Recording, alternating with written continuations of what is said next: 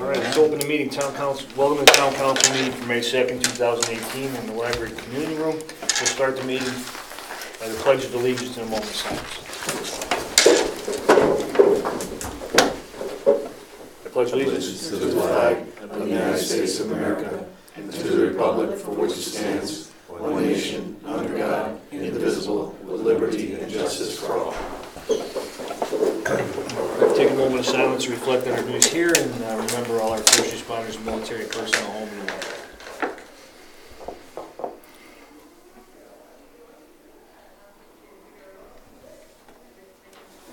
Thank you. Now we're going to announce in accordance with Mass General laws, we are taping the meeting. Is anybody else taping the meeting? Item 3, Town Council Fiscal 19 Budget.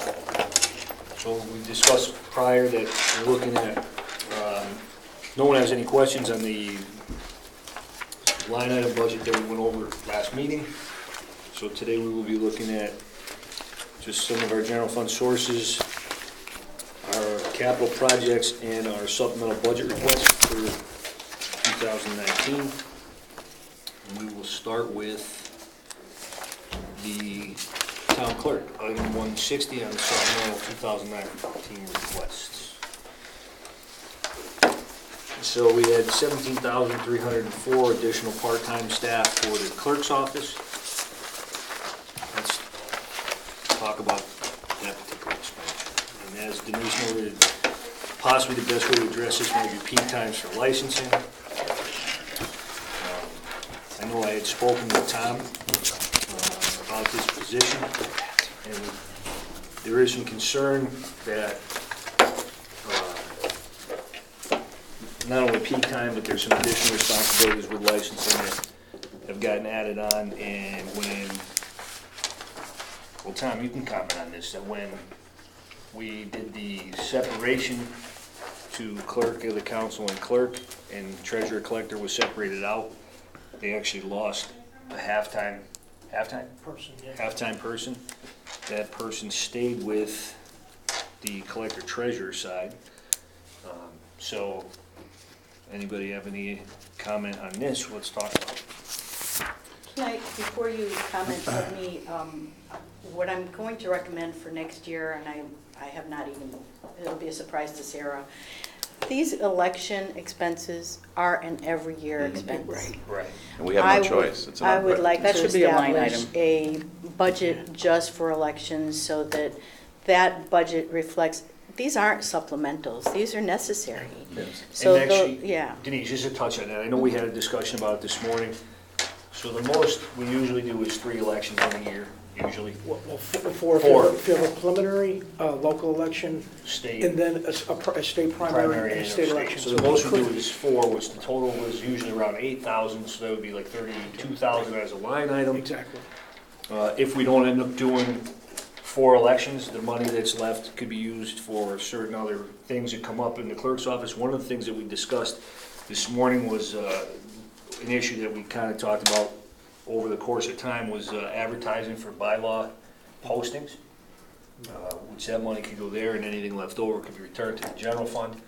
So it may be worth looking at funding that as a line item in the clerk's budget. Totally agree. For that total amount of 32,000, and anything left we can use if we need. And of course, we have coming up, we're going to have some significant bylaw changes based on the feedback that we got from department heads.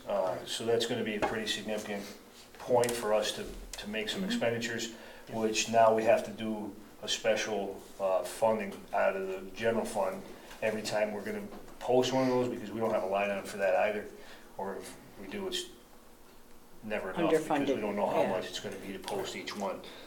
And we won't know if that change for the summary has actually been approved until the ballot question is actually answered in the election. So In the AG's office this afternoon, I contacted them right after the election yesterday, and they want to make a decision on that this afternoon. So it'll give us plenty of time to get that language onto the ballot. Yeah. So I think that may be the best way to go with that those particular expenditures. I wholeheartedly agree with that, because it, in no way is it supplemental, it's mandated. We're required to fulfill state and local election obligations. Right. The preliminary may not be every year. We did have one this year. Next year, we may not have it, Right. but you don't want to budget for it. But we can do a 5-year, look back and then establish that budget with what we find is kind of there will be Yeah. Well, one year your that's presidential years, higher. you're gonna be higher, It's so higher. every fourth So- year, you're gonna be looking, Yeah. you might wanna But move then it up a it's little just bit. within that budget rather than Right. reflecting on the clerk, oh gee, how come they're so much higher this year? So as an aside, what I did tell Kevin this morning is some of the things that I'm going to recommend going forward are things that I've done in the past, but really as the new guy, I did not want to come in and there were enough changes going on without having to have staff adapt to my way of budgeting. Next year will be a mix of my way and what they're used to, that will do things like fine tune something like this election line, so we'll be doing things a little better next year. And just one little small fact, if you notice the police cost in there, as I spoke to Tom at the polls yesterday, Yeah. we're not even in control of the number of police officers we Right. have to have at the polls. That's a state requirement. Right. So for even for a Again. small election like yesterday, in number of people, you still have to have, was it four? Yeah, Four and- officers, yeah. right, and it's a third of our cost. Yep, But you're yep. right, that's another thing that's mandated. And also, when you look back, you're going to find a year that we had 6 elections, but I just wanted to throw that in. I agree with everything that's been said here, and that this should not be a supplemental, as you indicated, Denise. In the future, if it means going over a threshold that's set, and as in this year being 2%, then it is what it is. Okay, we'll move down that road then. So back to our additional part-time staff. Anybody have any thoughts on that one? How many, can you quantify peak times? Well, there's not really, there's peak times, but it's almost like there's steady times throughout the whole year. And on top of that, the licenses that we have to do, mandatory renewals in the October, November, December timeframe. That's a big peak. That's a peak period. Mhm. And then the dog licenses from January 1st to the beginning of April can be considered a peak time. And then with the elections, it depends which year it is. You're going to get more people wanting absentee ballots, more people wanting to register to vote, so you have to keep the VIRS updated. And, with the vital records, what's happening too in town is East Long Meadow seems to be a landing spot for assisted living facilities, which is great. It's good for us, but now with the Reserve, Bluebird Acres, and the 3 other ones over here, there's a lot more, death certificates have gone up, and a lot more requests, from funeral homes of death certificates. So it's steady throughout the whole year, and on top of that, you said with the peaks, we're down to 3 people, and we do have the responsibilities of the licensing now, and all the clerk of the council, and setting up and make sure you guys are well supported. So, we don't want to find ourselves short and not being able to do things and missing anything. So how many hours is the position now? 19. We don't have it now. Because it stayed with, It was a half it position. was a half position that stayed with the collector treasurer's office. I look at it in a simple way, and this is just a replacement of staff that has moved on to a different location. So I would be in support of that. You're not in full. You're not even asking for what you lost. No.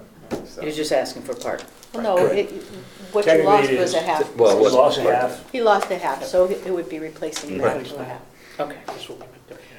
Now, there might be, and I've said this to anybody that's asking for a full-time, and we talked about it, and we might have reduced some of them.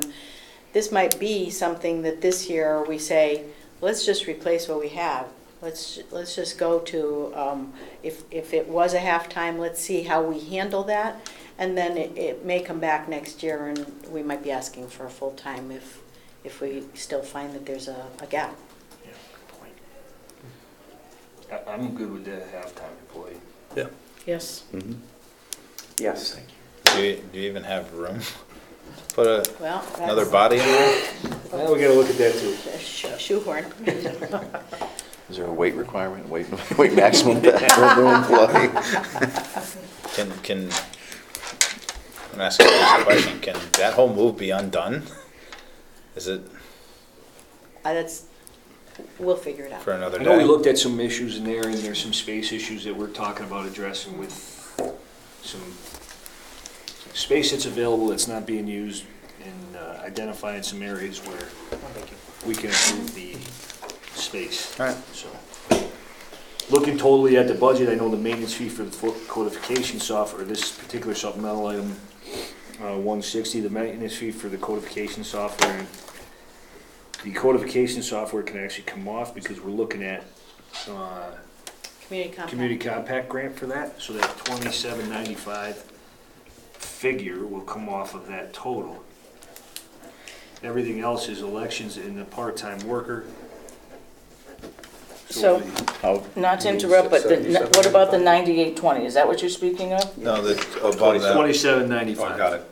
That's going to the community compact grant? Correct. No, not 2795. Right. If The you look at my 9820. notes, 1,600 of it is the memory cards for the Right. voting machines. Yeah. So Okay. that needs to stay. That Yeah. goes in that election budget. Oh, sorry, Oh, okay, so- 1195, correct? So it's the 1195 plus the 1195. 9820. okay, so 9820, so. And then so, what's the separate line item for the 9820 below that? That 9820 is actually purchasing the software, which is probably a good idea, but again, It's we're an looking excellent at, idea. we're looking at the grant money from best practices that we got into with the Lieutenant Governor's office to purchase that software, so we can remove that so 9820 and then we don't have to 1195. address that now. Not right now. Okay. I would just like to make another comment. As it relates to the purchase of software for any department, I think we need to be, when we ask a department head to give us a price, it's not only for the actual retail purchase, we need input from Mr. Quimby on maintenance fees and any other recurring costs down the road. Tom is because looking at me because I think we just had that Because conversation. that is a deceiving figure to the naked eye when you just look at the retail cost of Right. it. And we just had a presentation that, going forward, those presentations will be to us in January and include the IT person. Anything that goes onto our system, even if it's just, He's gotta be in the loop. off-boarded software kind of stuff, it still needs to go through Ryan. He's the coordinator of IT, and for instance, the software that Tom is looking at, he's looking at it for his department. Ryan said planning, zoning bylaws would also fit in that codification. That's why we're gonna try for the community compact grant. We're also going to make sure that every department is addressed. So, And for us too, I think it would be helpful when you're, looking at a piece of software that we may or may not be familiar with to, really get a little sense of the ROI and then what right. the implementation plan is and then what the deployment plan is, because we have a lot of stuff here that we don't use. Then we don't use it particularly well. So it's kind of counterintuitive to buy a piece of software and then not use it to its fullest. So I just want to make sure we're accountable to the plan. If we're going to spend money, then let's get some value out of it. And I mean, Denise, I like your comment. I think that in the past, some of the software issues that I worked on were not always supported by IT, nor was IT involved in the discussions. And I think that's an invaluable piece that needs to be included in any software purchase to make sure that we have support and buy-in from the head of IT. He's going to have it on his platform. He knows how it's going to integrate, and he knows, I think currently you pick up all the maintenance costs for all the software purchase. The majority. So it'd be good to know what those are going to be ongoing and be part of that negotiation. Right, and there's still some splintered pieces where, for instance, this was being, the maintenance was being budgeted under town clerk. We need to look at that whole thing. Keep it on. It gives us a better picture if it's all in one place, how much the maintenance is for all these pieces, and comparative as well, How come that one is so much higher than the others? And that would be Ryan's expertise. All right, so I'll entertain a motion to approve the town clerk budget minus the 11,015 for the codification software, and the plus included in that figure is the maintenance fee for the codification software. So moved. Second. Moved and second, all in favor? Aye. Aye. All right. Thank you. 141, assessor. Ryan, can you help me understand what the software is for this assessor's thing? Do you know about that? Because I don't really have a good grasp on what that is, but I'm So assuming. it's not it's not a regular maintenance upgrade, it's like basically changing the whole back end. When we purchased the software and they installed it, they put it on an older database engine, and now we need to bring it up to the modern Microsoft SQL database engine So instead of on Pervasive. today's technology as opposed to dinosaur. Exactly. Yeah. And it's kind of outside the normal maintenance, because we have to buy Microsoft SQL licenses, which are not cheap. Okay. And that's included in this price, the SQL license? Yep. Ryan, when we purchased this, this was a project about 4 years ago, when the assessor's office upgraded, Yeah. assessor's office upgraded to this new software. So this is something that we purchased at that time that was outdated? Were we given a discount on that, and now we're paying for it? My understanding was there was issues with the newest version at that time, so they installed a more stable, older version. And now the older version's out of support, and we need to move to the newer version. So if I understand part of your question, and Ryan, you may know better than I do, but I think what they had prior to Vision was a proprietary software that dealt with the previous assessment group. And they went from that to Vision, which is a very stable, well-known It's a much better software. supported platform. The previous software we had, there was issues with some assessments and some data, and you call them and say, well, why did this happen? Oh, we don't know, but it's fixed. To me, it's not really a good answer. Right. So Vision is a good software, but I don't know what the involvement was that we would have gotten it on an old platform. That doesn't make sense. Yeah. So again, making sure that It's a we're good example coordinating. because IT wasn't involved in that Right. implementation. So you're in support of this one? Absolutely. This will work on our current platforms? Yep. Okay. And IT's basket will be a little bigger going forward with knowing what all the pieces are. All right, so I'll entertain a motion to approve the supplemental request for assessor's office, item 141 on the supplemental. So moved. Second. Moved and second, all in favor? Aye. Collector treasurer, item 145, 15,767, to change the part-time position to full-time position, which we've received a backup document from Conti this morning. So I'll just read this a little bit so everybody knows. The request for a part-time admin assistant to move to full-time. This employee's main functions will be counter coverage, telephone coverage, and dispersing a weekly warrant. Prior to department division, there were 5.5 staff members answering the phones and taking their turn at the counter, and they currently have 3.5. Assistant treasurer should not be a regular counter person due to segregation of duties and controls. He's the final person to balance all payments and transactions. If he's removed from the counter, they'll be down to 2.5 staff members to serve the residents. The new cash policy, the volume of foot traffic has increased. The collector staff have written 370 cash receipts since the new policy for fire permits, dump stickers, dog licenses, marriage, death, and birth certificates, and other miscellaneous items. The fire department has requested that the collector's office take responsibility for the selling of fire permits. With this extra staff, this will be possible to do that. Dump stickers, it's also been suggested that the office sell the dump stickers with extra staff. That would be possible to take on. Those two, I'd just like to comment on that right now. The way it works is they go in to pay at the collector treasurer's office, then have to go back to whatever department it is with the receipt. So if I want a burn permit, I have to come to town hall, pay, then go to the fire department Or and upstairs show to them my public receipt. works. Or the same thing with being in the building and going to the dump, DPW for a dump permit, you have to pay and then go upstairs with your receipt to show that you can get it. So it's been a little inconvenient, to say the least, for Not the customer residents. friendly. Yeah, and that's what user friendly. Can an individual- Understanding though, I mean, sorry, Sorry, Kathy. no, it's okay. Understanding the need for revision in the cash policy based on some of our circumstances, but unforeseen, Now we I need to, think, tweak. now we need to Go tweak ahead, Kath, the, sorry. Can an individual pay by check yes. directly? For instance, if I was going for a fire burning permit, I Well, could how go. much is a burning permit? I don't know. $5? So some of them are like $3, Oh, you know, okay. So it so. seems silly to. Can we just eliminate the fee?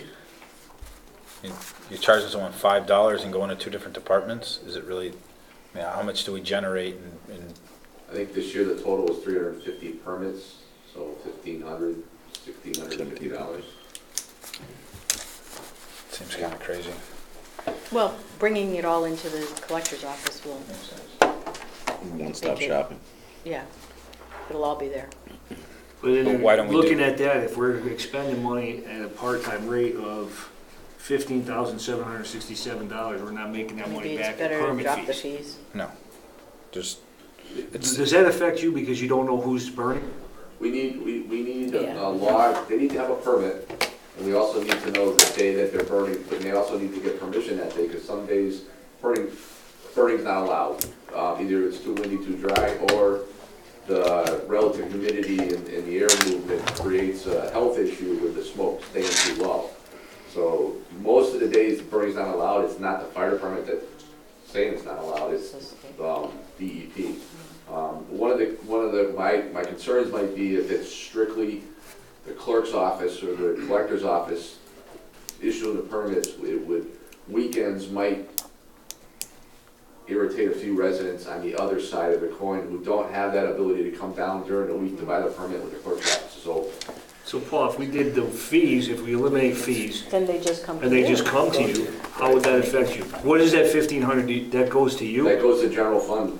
It's been going to general fund forever. I'm not sure exactly how Sarah and all the, I'm not sure exactly where it goes from there. I'm just out of curiosity if it Budget. was something that you guys use directly, or, but, I mean, to spend $15,000 to make $1,500 seems silly. What do other towns charge, do we know? Like Long Meadow or Long Hampton? Meadow is 5, Hamden, I believe, is 5. They all follow the rules, they all interpret the rules a little differently. Hamden actually goes out and inspects your pile before you light it, so there's a bigger cost on the fire department's responsibilities on that. We don't. This year, until the burning season's over, and we didn't have any issues this year with burning season, which is a good thing. Do we do checks and, let's say a person is a citizen happens to have served time as an arsonist or something? Do we have like the list saying, no, you can't have that? Or Now, we have a few frequent flyers from years past. When they come in, we make sure we remind them of the specific rules. And typically, we'll get a phone call from a neighbor saying, Don Anderson's burning today, and there's a ton of smoke coming behind his yard, so we tell up and Don Anderson's not burning brush, which is allowed by the statute. It's burning leaves, which we have to remind them of the specific responsibilities. And we've actually gone out to issues like that where we're sorry, you can't burn anywhere, you've abused this, we need to revoke the permit. And most people don't get too upset about it. It's specifically for brush, it's not for land clearing. Last year, we had a farmer that cleared a ton of land on Meadowbrook, and he bulldozed it all into a pile and wanted to stump burn. And that would have been going for weeks. I got a permit, I know you have a permit. You're agricultural too, but this is not within the scope of the requirements, so. it seems from a safety point of view that the whole process should be within the fire department still. Because, we could have, I agree. I think you should eliminate the fee and go directly to the fire department, and this is a non-issue. I agree. I agree with that. I think the residents that buy the permits will probably like that, because working with IT, we can probably set up the permit process online on the website. And most of them, when they come in, they can just communicate. Yeah, we don't have to collect money. We were given a swipe for the debit card or credit card, but for a $5 permit to pay a $2.50 fee, It's not much, yeah. we need to make that an option for people, Right. because nobody wanted We're to do losing that. money. No, the important thing is that you have control of the situation and you know who's getting the permit. Right, that's so you can required monitor it and under the police it. regulations, yeah. Yeah. So. Okay. So, if I may, right now it's a 19-hour position, this part-time collector treasurer position? Correct. It's an unbenefited position, it's 19 Correct. hours. Correct. I know we had a discussion last meeting during the budget about benefits and what they add to everything. Is there an option to hire another 19-hour person?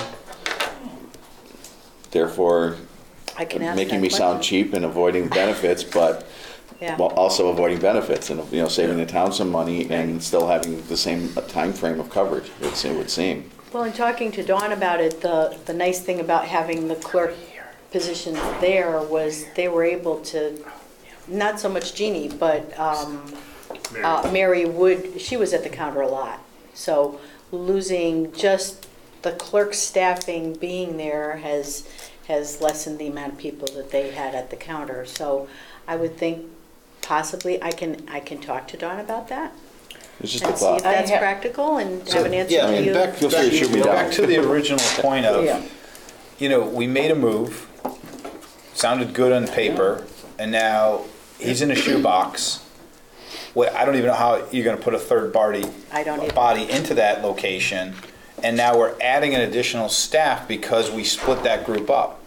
And they were helping each other with coverages and things like that. And to Paul's point, I would not be in favor of making this a full-time position. I'm not even sure we need another half-time position at this point where we can either reconsolidate resources and share or don't. But either way, I mean, I to make it a full-time position, we're not really sure just for a few little things here. I'm not feeling that one. Well, just if you look at the second bullet that she had, prior to the department division, there were 5.5 staff members answering the phones. Mary was one of those 5.5. I would argue, Now they're 3.5. I would actually argue if you looked at that, that's not as factual as I- factual as it seems, just because. It's confusing to me. I Well, don't know. I I can- didn't count them all before. Well, I can actually break that out, because what you had was clerk, treasurer, collector, all under one. Right. So you had certain employees that did clerk functions, you had certain employees that did treasurer, collector functions, and some shared responsibilities. So the number of 5.5 is maybe the total that sat in that office, but not necessarily clerk, treasurer, collector. They were at the counter. Right. They not- could do All counter.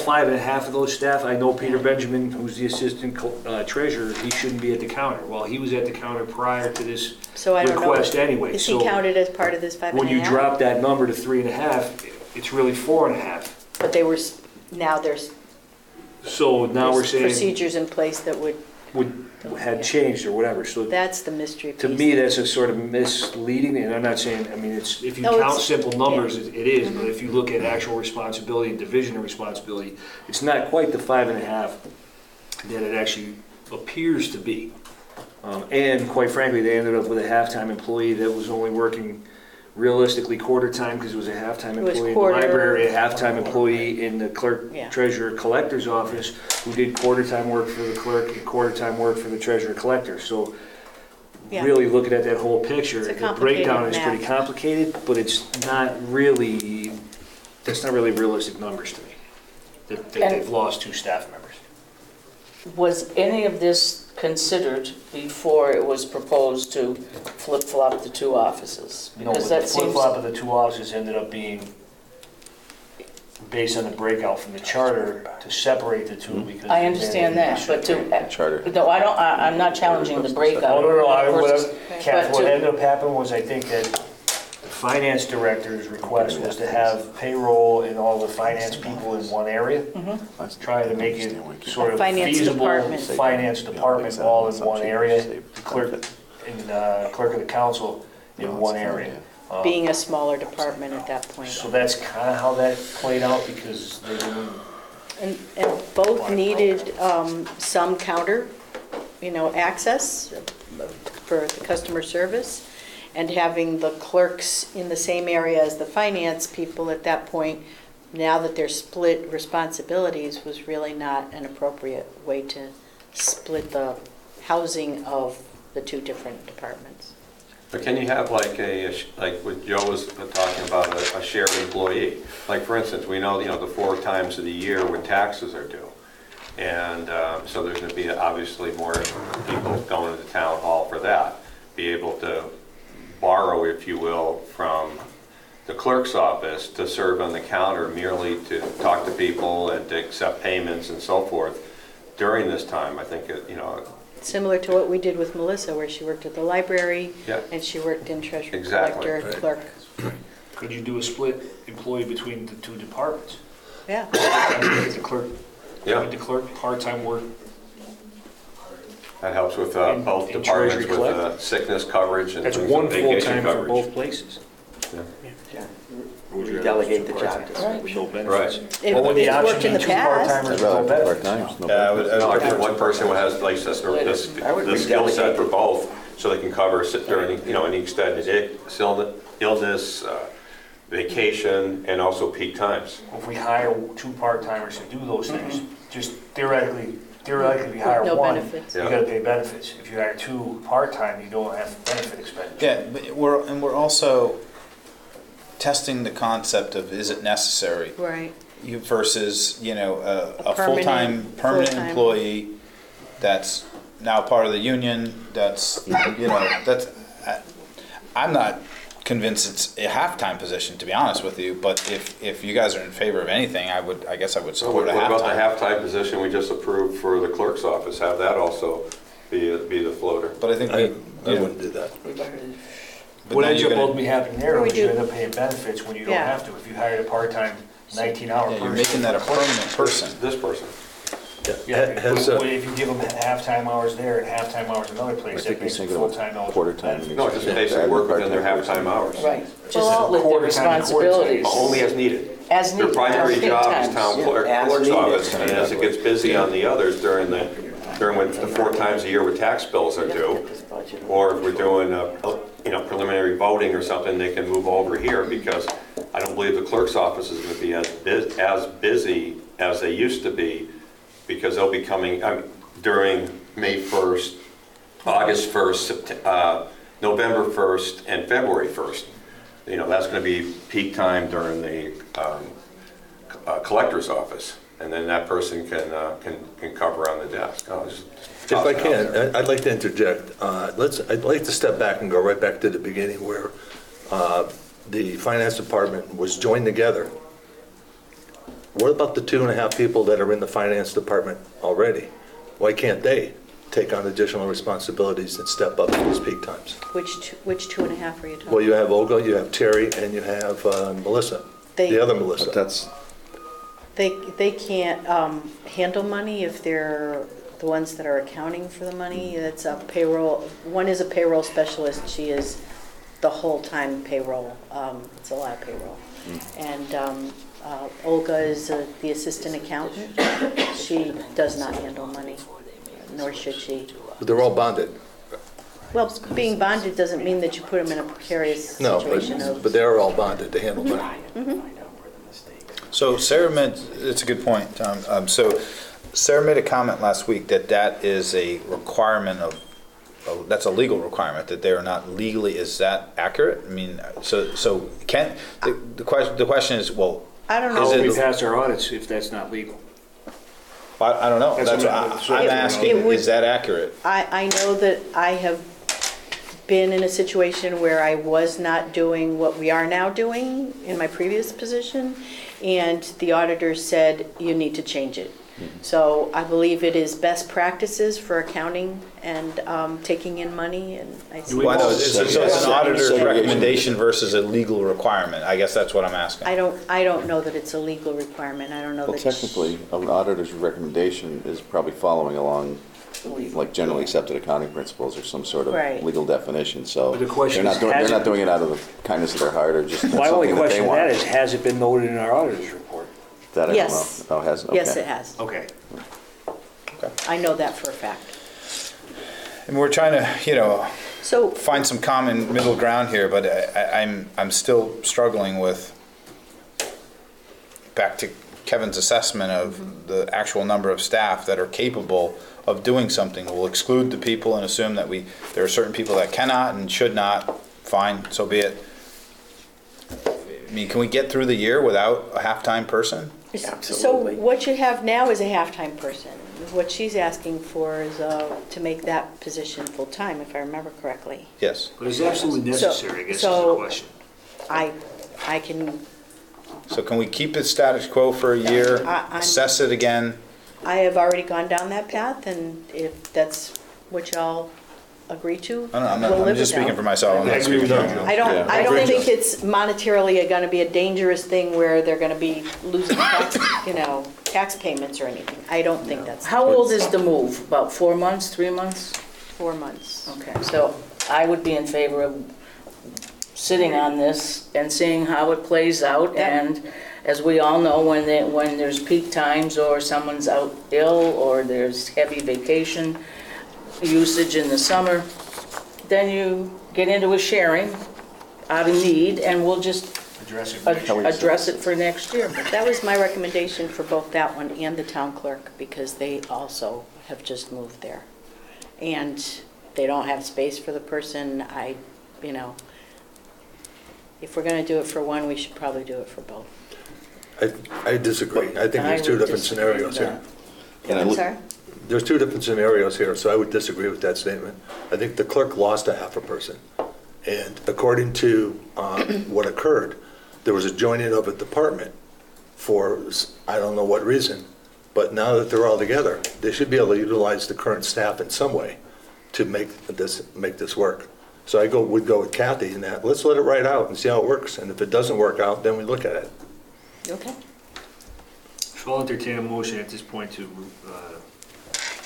decline on Not act. 145, not add that to the supplemental budget request, and hold off until there's a better assessment of need.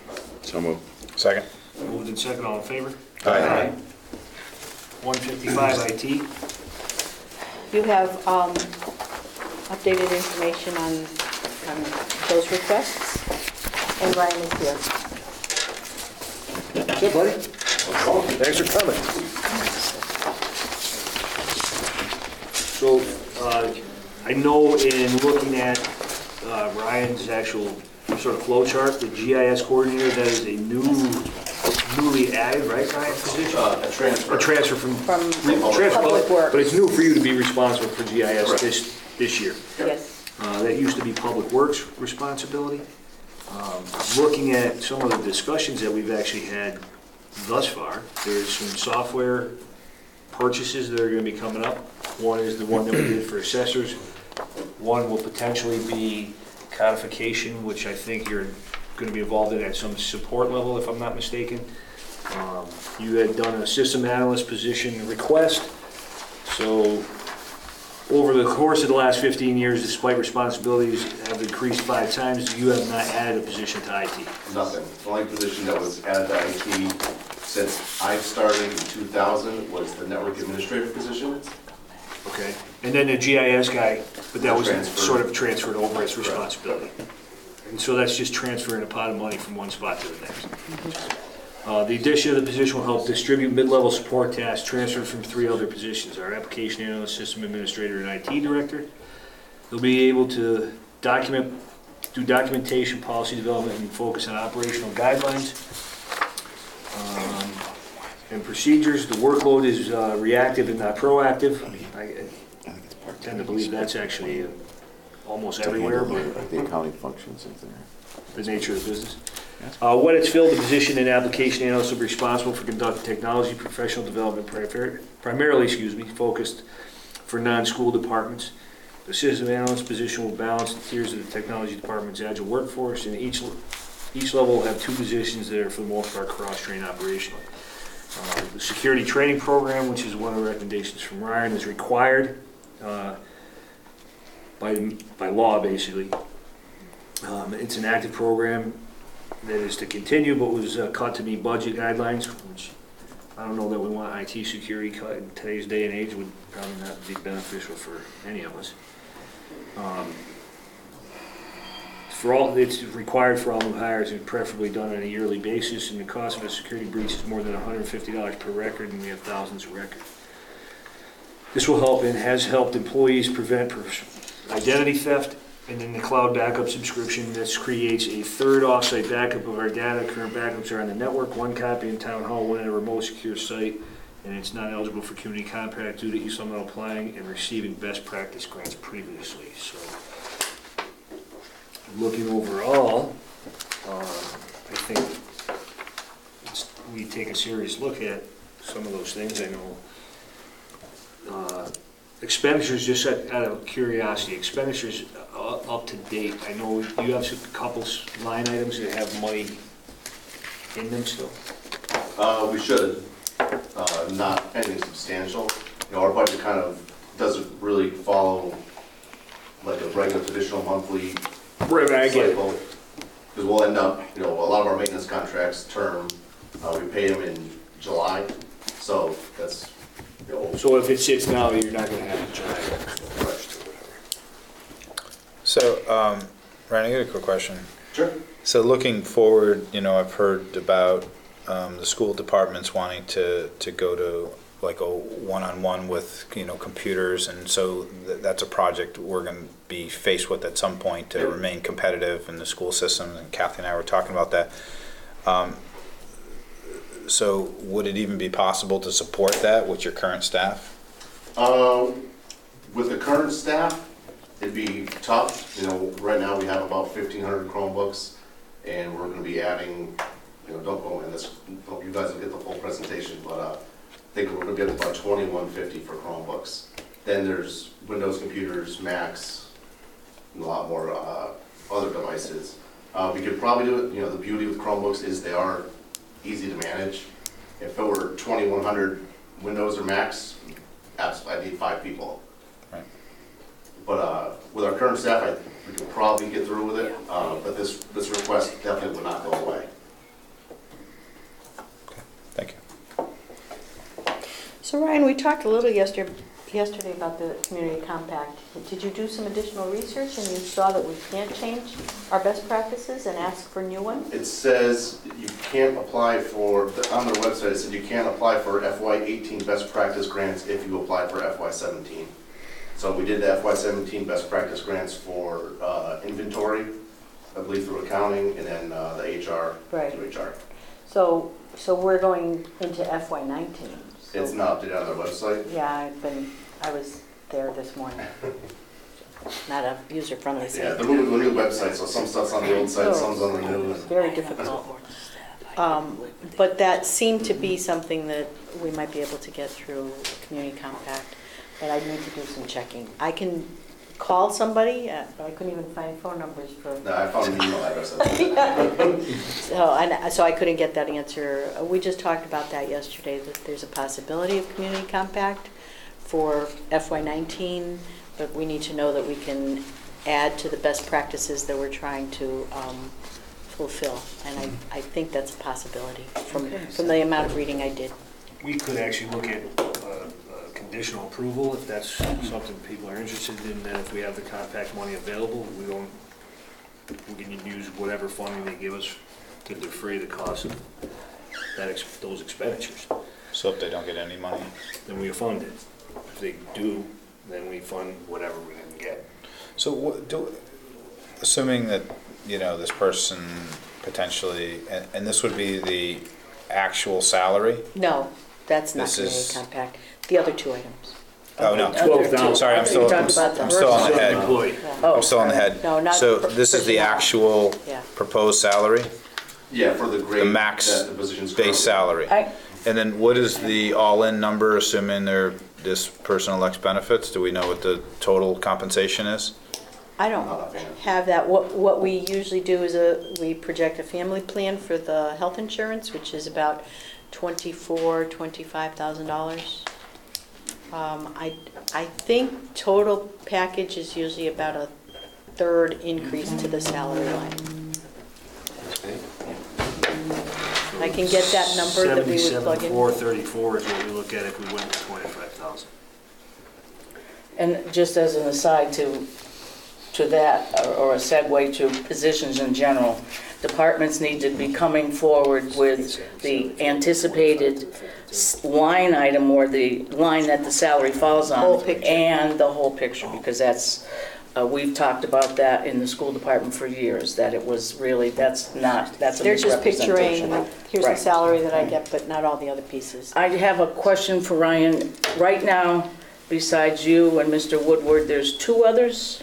3 others. 3 others? Yep, we have an applications analyst who handles Munis and also is more of a level 2 support. And then we have 2 level 1 Techs. techs. Yep.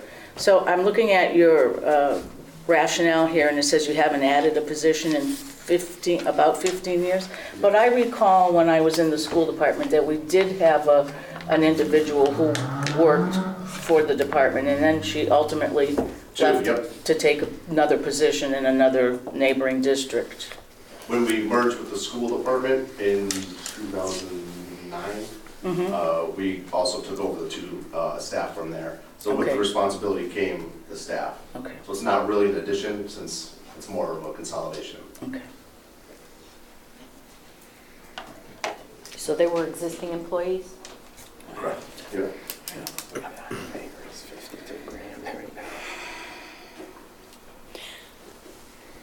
And part of that position too, like the point Joe had made, is with professional development that they're gonna be responsible for and required to do, will help maximize the investment in the software and the packages that we already have. So they're gonna do kind of a support role on what you're gonna maintain once we purchase it or whatever? Yep, and help, like it's, every month I wanna know, even if it's just meeting with the department, seeing what they do, any ways we can help improve efficiency, something has to be done, you know, every month for both of those positions. And it's not a bad idea, I mean, we're looking to, add payroll and HR software, and somebody's gonna have to hold their hand and help them implement that. That's a pretty substantial project. Yes, it is. The convocation software is gonna be pretty in-depth as well. Right. I mean, we just Yeah. spent our morning up in Public Works showing the office staff there how to put requisitions in. So Right. it's definitely a need for it. Yeah, it's not that there's not a need for it, I guess, you're looking at the number, it's not 52, it's really, 68 to 70. 70s, something. And then not including, potential retirement exposure and things like that, but, So Ryan, how did you establish the 52? Did you go to a certain job grade in the union positions? Yep, so with the agile workforce, we're having the different tiers. I took what we currently have for our tier 2 and did it as a step 1. Okay. That's pretty accurate. So with, down to the next 2 items, the cloud and the information security training, Brian, that's something we're looking at the compact grant possibly to do, we just haven't got a real. For the firm- cloud backup, The cloud backup, but the security piece is not under that. correct. Okay. so is this a one-time cost, or are these gonna be recurring? Fees. They would both be recurring. So next year, there'll be a budget line item? Yep. if we Yeah, approve. the security training currently is a budget, or in FY18 is a budget line item, but to meet the budget guidelines, it had to get cut. So it falls on the supplemental. Wait a minute, you already have this cost established? Yep. But due to other increases, to Right, meet the so- percentage, we had to Right, drop it. but back to the original, like, this should be not a supplemental, this should be on his budget, and if it went to 2.1, Then that's should have what it been, goes. yeah. Yeah, I I mean, agree. I don't know how other people want to see it, I don't. Oh, wanna- that's true. Yeah, I don't want Yeah. to see it as a supplemental, because Because- it has, It's a real cost. Yeah. we have to approve it. In the Basically. past, people have been given a bottom line percentage number, and they would actually cut pieces of their real budget, their regular budget, to make that number, and then put those pieces in supplemental, but you're right. At the Yeah. end of the day, you kind of need to have them anyway, because they're already a part of a working budget. So that would beg, excuse me for jumping in. No. That would beg the thought that we need to, going into the next, a year from now, be directing department heads to level service. You add in your contractual obligations and level service. And anything that is above that Then needs we to have a be, much clearer picture. needs to be Right. well agree, yeah. documented. Yeah. I agree. Yeah. Okay. So that's a necessity, it's already an established cost. I think I'm good. Okay. Don? Aye. Kathy? Pardon? Mike? What, I'm sorry. Yeah, Yeah, what are you So- voting on? I didn't hear the vote. We haven't voted yet, we're just asking. Oh, no, I'm good now. Just, again, back to that top line, the 52,000 number, that's probably about 35% more with benefits and Everything everything is about else, 70, right? about 70. About 70 total. Yeah, and I'm kind of hearing, it sounds like that it's doable right now, and right now, with the information I have, I would be more inclined to want to revisit this next year in line, try and keep this budget in line. I mean, I look at it like it's a tough one, because if you get the person in, by the time you hire them, acclimate them, and then we start talking about supporting the high school, the schools, initiative with increasing that, his workload's gonna increase anyhow. It's kind of inevitable. How can we not, so I would tend to, my personal opinion is that I would tend to want to fund that now. We're going to have to do it sooner or later. I think it's legitimate to fund based on what we're expecting for increases in technology. Right. There's some significant projects. If you do, you have to make a decision with, payroll HR technology. Could we visit it in January? Or Is that go half-year forward and position? just start it up in January.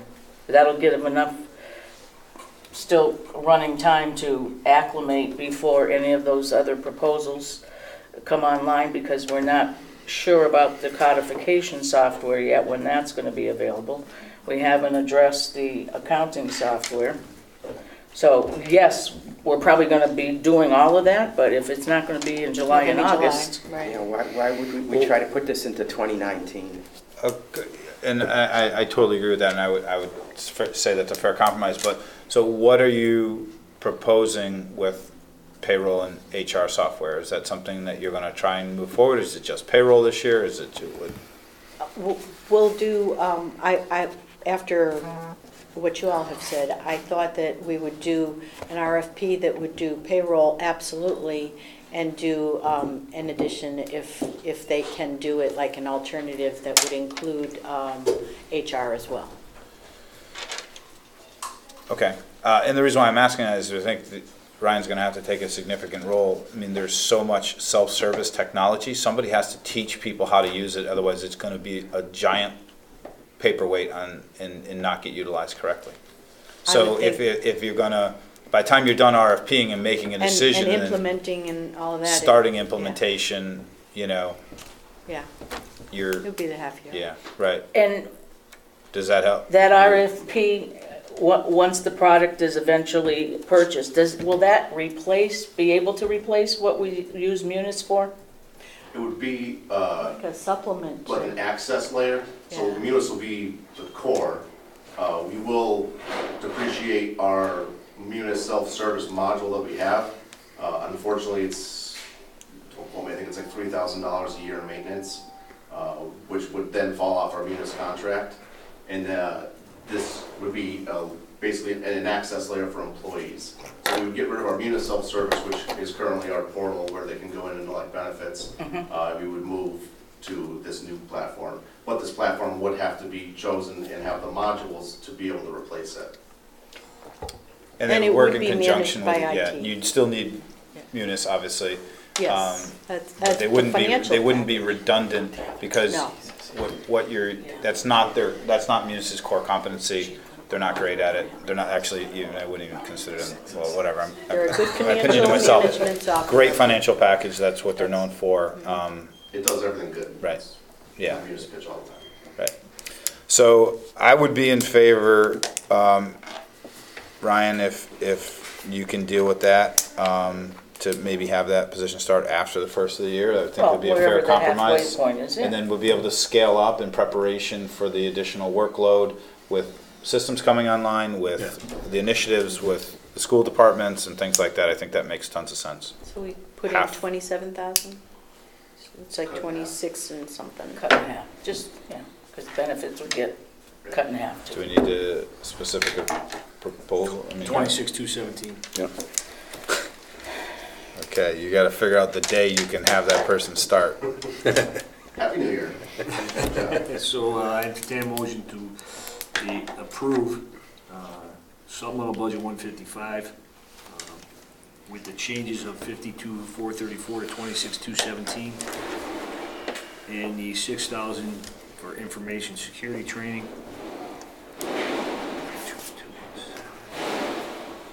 So 32,217.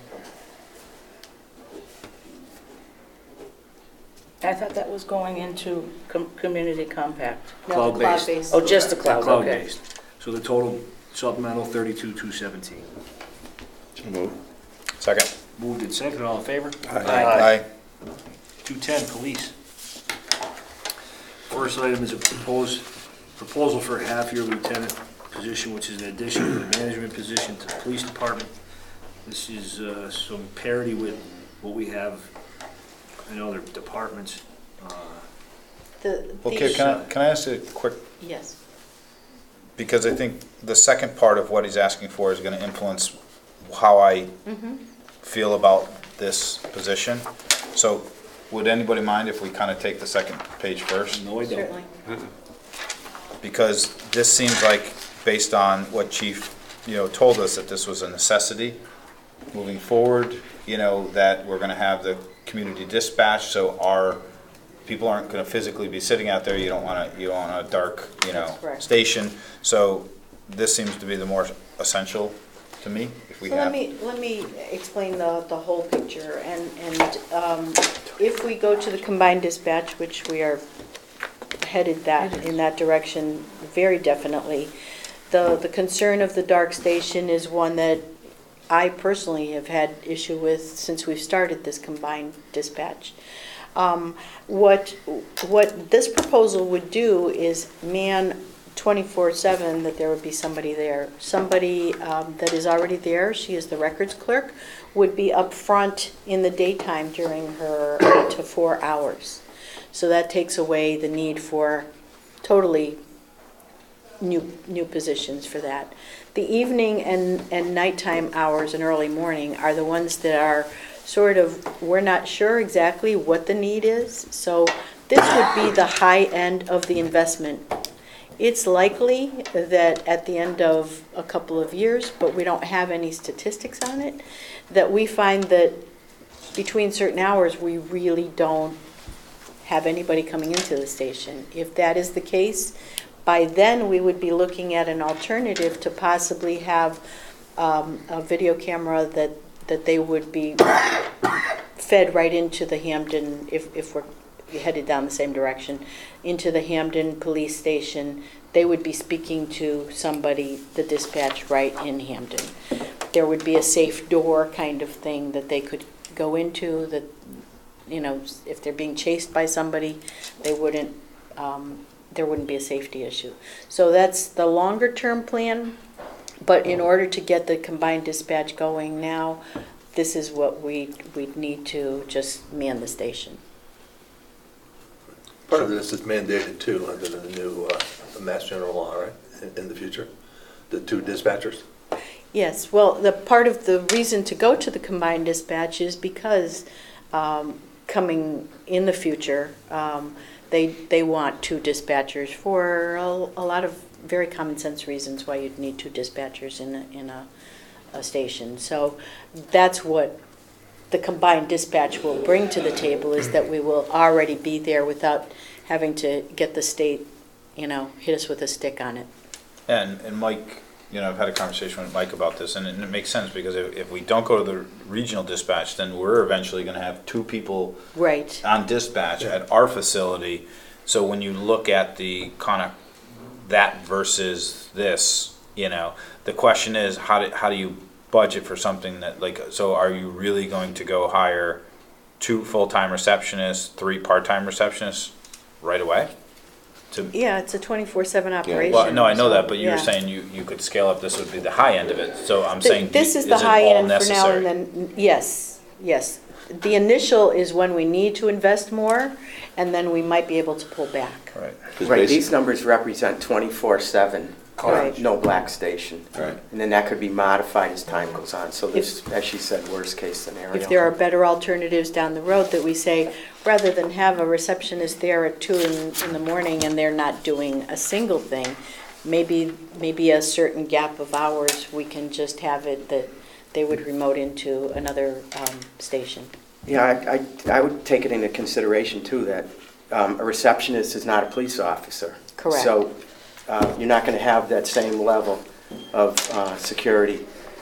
And by having a situation similar to Skyping, I mean, somebody could walk into that safe haven, be looking face to face at a dispatcher sitting roughly 2 miles away over in Hamden, and depending on what's going on that night, you could have officers in the building as well. Yeah, and they would call an officer to the station right away. if there's- Generally, there is always a police officer in the station, or there has been, and I really Doing wouldn't something. expect that to change much. Especially with a siren and horn, a siren Yeah. lights. I agree. So that's the one that has to do with dispatching. The lieutenant position is a deficiency that I've seen since I got here, that we have a very flat organization in the police department. We have patrolmen, we have sergeants, and then we have a chief. So there is no mid-level management, there is no other management, and no training ground for a next chief. Or anything like that. Nobody to assist with discipline. There's no layer between the men and the head guy. Yeah, I would just to elaborate on that, I mean, there's our 6 sergeants currently at East Long Meadow, and from there, we move right to chief, and there's, like you said, we don't have any redundancy. If something were to happen to him and he left for whatever reason, there's no one to draw off. And the position, this lieutenant position, I mean, that could be a deputy chief, it could be a captain. It's called lieutenant here, but it would really be whatever position we feel is going to best serve the community. But it would be, we spoke also about non-union and non-civil service. Absolutely. It's automatic that I don't want to say it's automatic, but the discussion that Denise and myself and Jeff have had, that's our assumption. expectation that that's what that's going to be. Part of, not to get into next week's meeting, but part of discussions that Denise and I have had over the last probably month and a half is succession planning for the entire town and every department. And this is a badly needed. This is sort of an example of where succession planning helps in the absence of an executive level type department head position. You're not having, you have an able-bodied employee to fill the void, which then also that person, if Jeff, let's say, was to leave, or whatever chief is to leave, you have somebody that's been sort of filling in that role or can fill that capacity well. The postings are out and so on and so forth, that we don't have to go without. And succession planning hasn't been a big part of what we have done. No, we've been very reactive, but, you know, I mean, and I don't disagree with any of that, and it seems essential to me, and so do the other positions, and so does everything else on here. But yet we're in a year where, you know, our assessed values went up, our water and sewer rates went up, and now we're talking about a mill rate going up, and now we're talking about a supplemental budget. And at some point, it's not tenable. We've got elderly people that are in this town that don't use all these services, and this is becoming problematic. I mean, it's every year we're going 2% plus wish list, and everybody's got a really legitimate case. Like, it's, so when you look at them individually, they all make sense to some degree, more than others. You know, so that's kind of where I am. I mean, we're looking at, you know, I mean, this is a pretty big ask when you add these two things up, and Yeah, I agree with you, Joe, on that one. I mean, we're looking at, if it's say $1 increase in the mill rate, yeah. a $400,000 house is going to cost the average family $400 a year additional taxes at a time where gas prices are now $3 a gallon. I'm just getting word from my mortgage broker friends that interest rates are going to be at 5%, which back in the 80s would sound good, but not right around now. So that's going to have an impact. Property values, we all can see, are going up. So what I was wondering is, I'm not saying we shouldn't have the position, but can this be a promotion as opposed to a brand new position? Can we take one of the sergeants and then promote the person A sergeant No, may apply for the position, but it would be outside of the union, Okay. so it might not attract, Might not be attracted to our Right. current And folks. if you Right. added the union But it- position, which is not advisable, but if you added the union position, that's subject to bargaining, which the contract is now, I believe, already. Yeah, so then you have. But I know when Jeff applied for the chief position, he took himself out of the position, took him out but of civil but we service. replaced that with another sergeant. So I'm saying if this is a pay bump to somebody currently in the organization, But we don't have the position existing, that's the problem. That's- We'd have to This create the is position. establishing that layer, yeah, which is. I'm just trying to find a way to Right. work within. I think, yeah, if you need 6 patrolmen, I want to say 6 sergeants, but think about one of those sergeants is a court Detective. officer, pretty much. So you're kind of down to 5. That number was constituted on the number of patrolmen that are on the street, so that, you know, that's where the management comes from for the patrolman, is from the sergeant, and we're looking for a level of management to manage the sergeant so that the chief can work on, you know, other priorities and free up his time. So if we cut back on that next level to increase the management layer, we're just creating a deficiency at the next level. And if you look at other surrounding police departments, anyone that carries, you know, 3 to 5 sergeants, there's always a position in between. If we look at our neighboring community, Long Meadow alone, there's 2 positions. There is a captain and a lieutenant. Just to jump down to the regionalization part, I look at that more as an investment than a drain on the community. I mean, we're investing in something that's going to be coming at us, you know, from the state. And if we do this and we do it right, then it could be a wash. And bringing in a 3rd community down the road, when you start replacing radio systems and things like that that are $700,000, you know, it amortized between 3 departments would be much better than it amortized between 1. So I don't look at the regionalization as a drain. Can we treat this similar to what we treat in the IT department position? The reason I ask is we don't know the real impact in terms of police demands with the new casino that's opening just in a couple months. We also are going to have hopefully the new the relationship with Hamden. So as opposed to creating these positions, can we revisit it in January? Good, that's all he's asking for. Yeah, the Yeah, lieutenant that's position half is a only. year from now to January. Right, Exactly. it's January going forward. If the January position going isn't forward. filled, the money isn't. Because like I said, we may have a situation where we're finding that we're going to have more demand on an officer, and I don't know. Yeah, you're right. But We get mitigation That's right. funds for that. yeah. We should. This is a half-year salary, and if the salary never came about, then it's not spent, so. My thoughts on this are, I see both sides of it, and I agree with Joe that every dime we add to the budget creates a burden to our taxpayers. I've got an idea later on, which I'd like to recommend, to maybe offset some of these additional costs.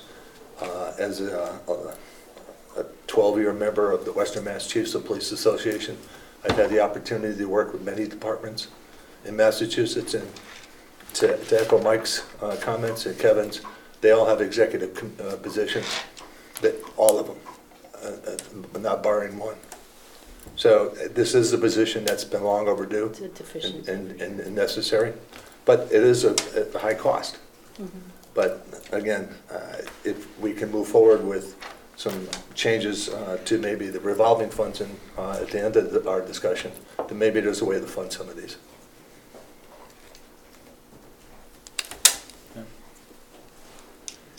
We can also look at removing certain things, Yes.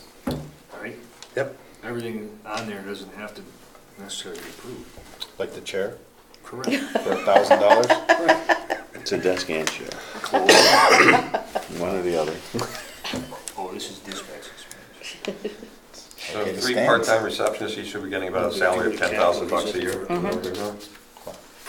About 3 times that. No, that's total. So, no. Right. Yeah, okay. I'll mention this, just the thing I know on capital That's a good was point. mentioned was that the department's also looking for a vehicle. So we could split The the vehicle. difference and say, okay, maybe we give the half-year supervisory position and those other expenditures, and we don't fund the vehicle this year. In the police, Yeah. they asked for 3, and we already brought it down to 2. To two. I know there was a No, chief the vehicle. chief vehicle. Chief vehicle. Not the But patrol cars. we've taken that. That's out. Oh, you've already taken it out? So we just have 2 patrol cars? That sounded like a good idea when you said it. It's Thanks a a lot, good Denise. idea. We did it already. It's already done. Strike one. All right, forget that idea. Guess we're back to the 1,000 for the desk.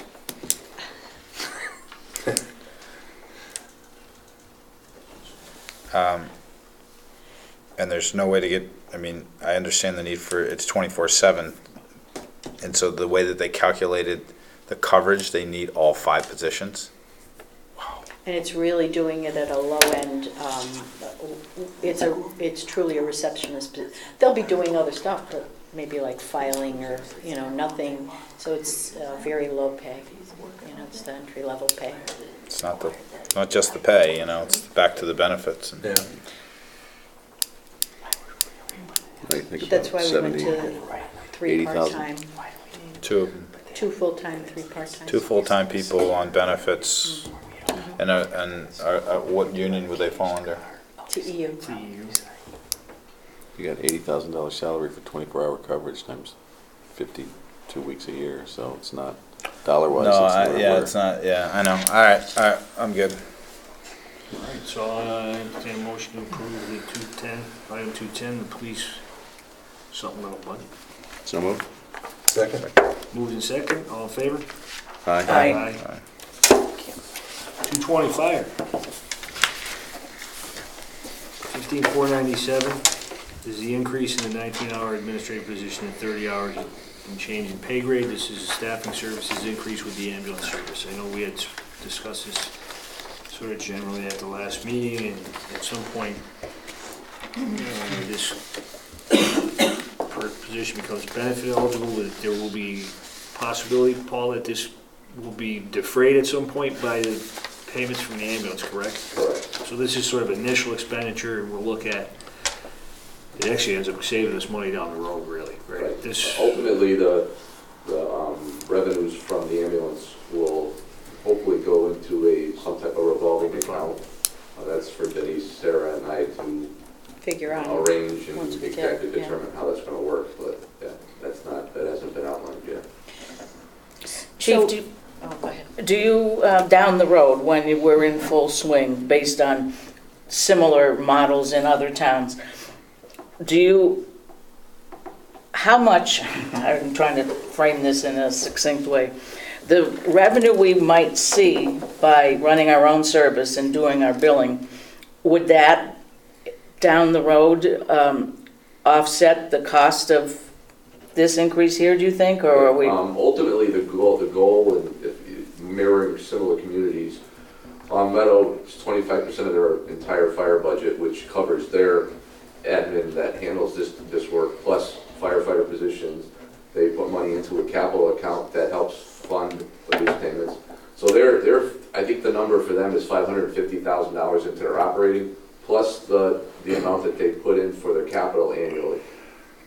Wilbraham, their entire ambulance budget, they divide their fire budget 2 ways. Their entire ambulance budget of $800,000 is covered by the revenues.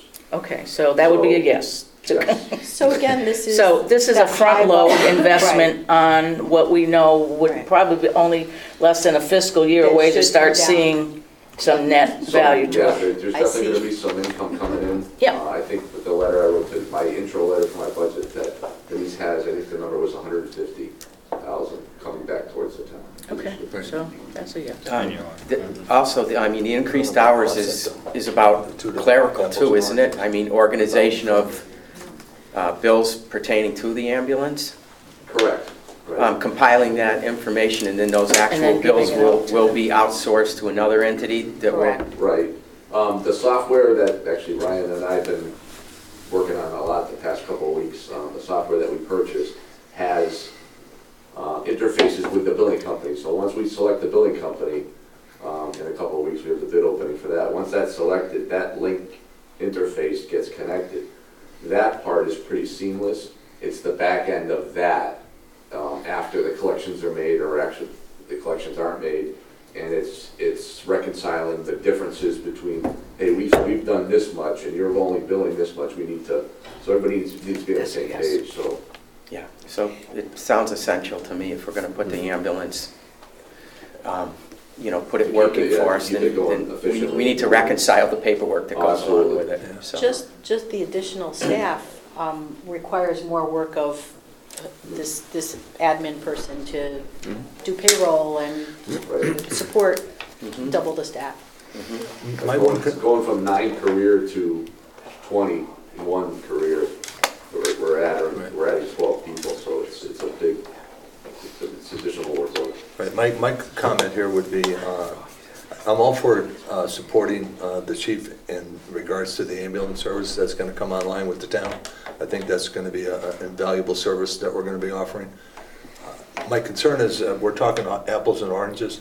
If we fund this position, it becomes a permanent full-time position, and we can no longer fund it out of revolving funds if we're going to go that way in the future.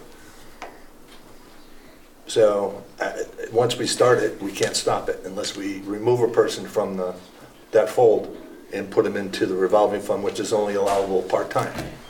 But we could fund other fire department related items Right. from the revolving Revolving fund. fund, So And it offset still this. gives us a revenue stream to offset some other There's expenses that different could ways- go There's there. different ways to set that account up also, that Sarah's actually been, her and I have been talking about.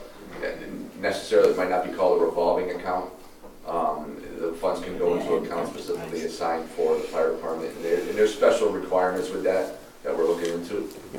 So that, once it gets into that account, basically, it's a matter of approving it in the annual budget. So that. So it's more like an enterprise fund. Yeah, it sounds Okay. When was the last time these call firefighters have actually had an increase? I believe that the date was 2015, and like, Councilman, not Selectman, sorry, Paul, Federici said Bad the time memories. before that was about 6 to 8 years before that. And that was, I believe, a 3% raise. So, and Denise and I have talked, when I submitted this, we're gonna try and keep it in line with what the rest of the groups are getting. They can't negotiate, they can't come in and talk to anybody. But we need them. But they're a Yeah, valuable yeah. supplement. to And what are they making an hour? Firefighters make 12.10 currently, lieutenants are 14.38, and captains are 15 and change. To go into a burning building or hazardous situation? Right. Okay. Right, this is ridiculous. And one of the lowest around. It's Right. embarrassing to Right. talk And about again, they this. don't get paid Yeah, we're good. unless they respond or they train. All right, so I'll entertain a motion to approve 220 fire department supplemental budget. So move. Second? Thank you. All in favor? Aye. One second. Time out. Just real quick. Yep. Sorry, no. All, take a 5-minute recess. Vote again. So moved? Second? All in favor? Aye. Aye. All right, let's call the meeting All back right, to back order. to, This is Okay, Doubtfire. We have to tell about it. So we are on 300. Beg your pardon. Supplemental budget 300 education. Looking for 63,000 for special, intensive special needs teacher grade 9 to 12. 63,000 for an instructional technology specialist. 12,000 increase in the current .8 band music to a full-time employee. 65,000 special ed teacher with training in social and emotional support for grades 6 through 8. 63,000 is a math specialist intervention teacher in grades 3 through 5. And 25,000 increase in curriculum renewal line item. We can move forward on this discussion now if people have input. my recollection from last week's meeting was that Mr. Smith said he had these prioritized if it came down to an actual. And where did I put that? Oh, yes, okay, so. Are we, Do you all have this? I have that, right, so Yeah. should we be looking at this instead of what you gave us this morning? Yes. So we should be looking at the one that has blue and white in it. I don't really have a say over the school side Yeah. budget, understand. so I don't, The- you know. This, Yeah, that's one. technology specialist. So, Yeah, so they are in order. Well, no, not exactly. So if I'm reading that correctly, the third priority, support for social and emotional challenges, would be funded through the out-of-district tuitions, is that what's being said? Am I understanding that correctly? So that really, That's why it's not highlighted on Yeah, there. that's- okay, so And the that's not funds our exist, budget. you're just making a ledger move. Because within that time, we've showed you that we've tried to make accommodations. Right, okay.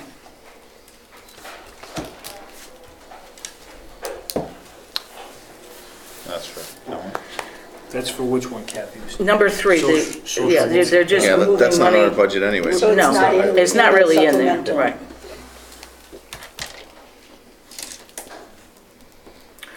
I would, only because I am familiar with some of these circumstances, priority 5, the .2 music band teacher increased from .8 to 1.0. That individual is serving 2 schools, and so technically it's a .4 in each place. And we have a fair amount of students in both of the grade 3 to 5 schools who get involved in instrumental music. Actually, it starts in grade 5. The individual has been in the district for many years, unless I'm speaking of somebody, we're talking about, She's retiring. see, that's where I was going. Yep. So she's retiring in this present coming year? Correct. Okay, This so. would be for the new hire. So my statement was going to be that sooner than later, we're going to be looking at a retirement, and it'll be very difficult to recruit a .8 individual who could probably get 1.0 work in a neighboring district for the same kind of money. The individual retiring is probably getting benefits, and so we're not looking at any benefits there, and it's these are my words, cheap investment to fulfill to make the position whole, and to do an increased job with both programs. Makes sense. I would support that. Yeah. Yep. So if somebody is retiring, is the new person coming in at the same level? No, the new individual would come in at a lower level. Right. So it might even be a $12,000. It might be, yeah, exactly, and it's hard to predict that, and you don't really know that until you start looking at a candidate pool. But the essentially- individual who's retiring is probably at the top of her schedule. Right, so. But So- essentially, we're gonna, At the most, it's gonna be, well, maybe that's already been figured in, I can't speak for And that. how long are we looking at before she retires, roughly? She's retiring this So year. you're looking at needing to make that higher this summer. Deidre or Greg, is the 12,000 already prorated for bringing an individual in at the lower end of the scale where some of the less? Well, I think the lowest. The 63,000 is a master's 5, and so if you take a 20% of that. Gotcha, that's oh, okay, I 12,000. see what you did, all right. So But to your conceivably, it could be point, less. It could be less. Could be We'll less. probably You might be see funding it- about the same level as we did this year. Right. Just will require an Right. 1.1 FTE instead of a Right. 0.8. but essentially with the school budget, if it's less, doesn't matter. We're approving, essentially, we're approving $12,000, and, But it won't be any more than that, right.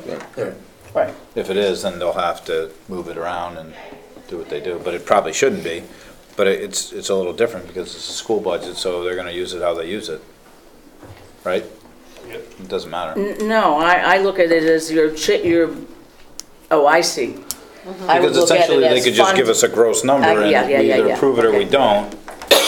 All right, you can look at it that way. I guess, I mean, yeah. just- ideally, it's probably still gonna wash out at the $8,000 or $9,000 level versus 12,000.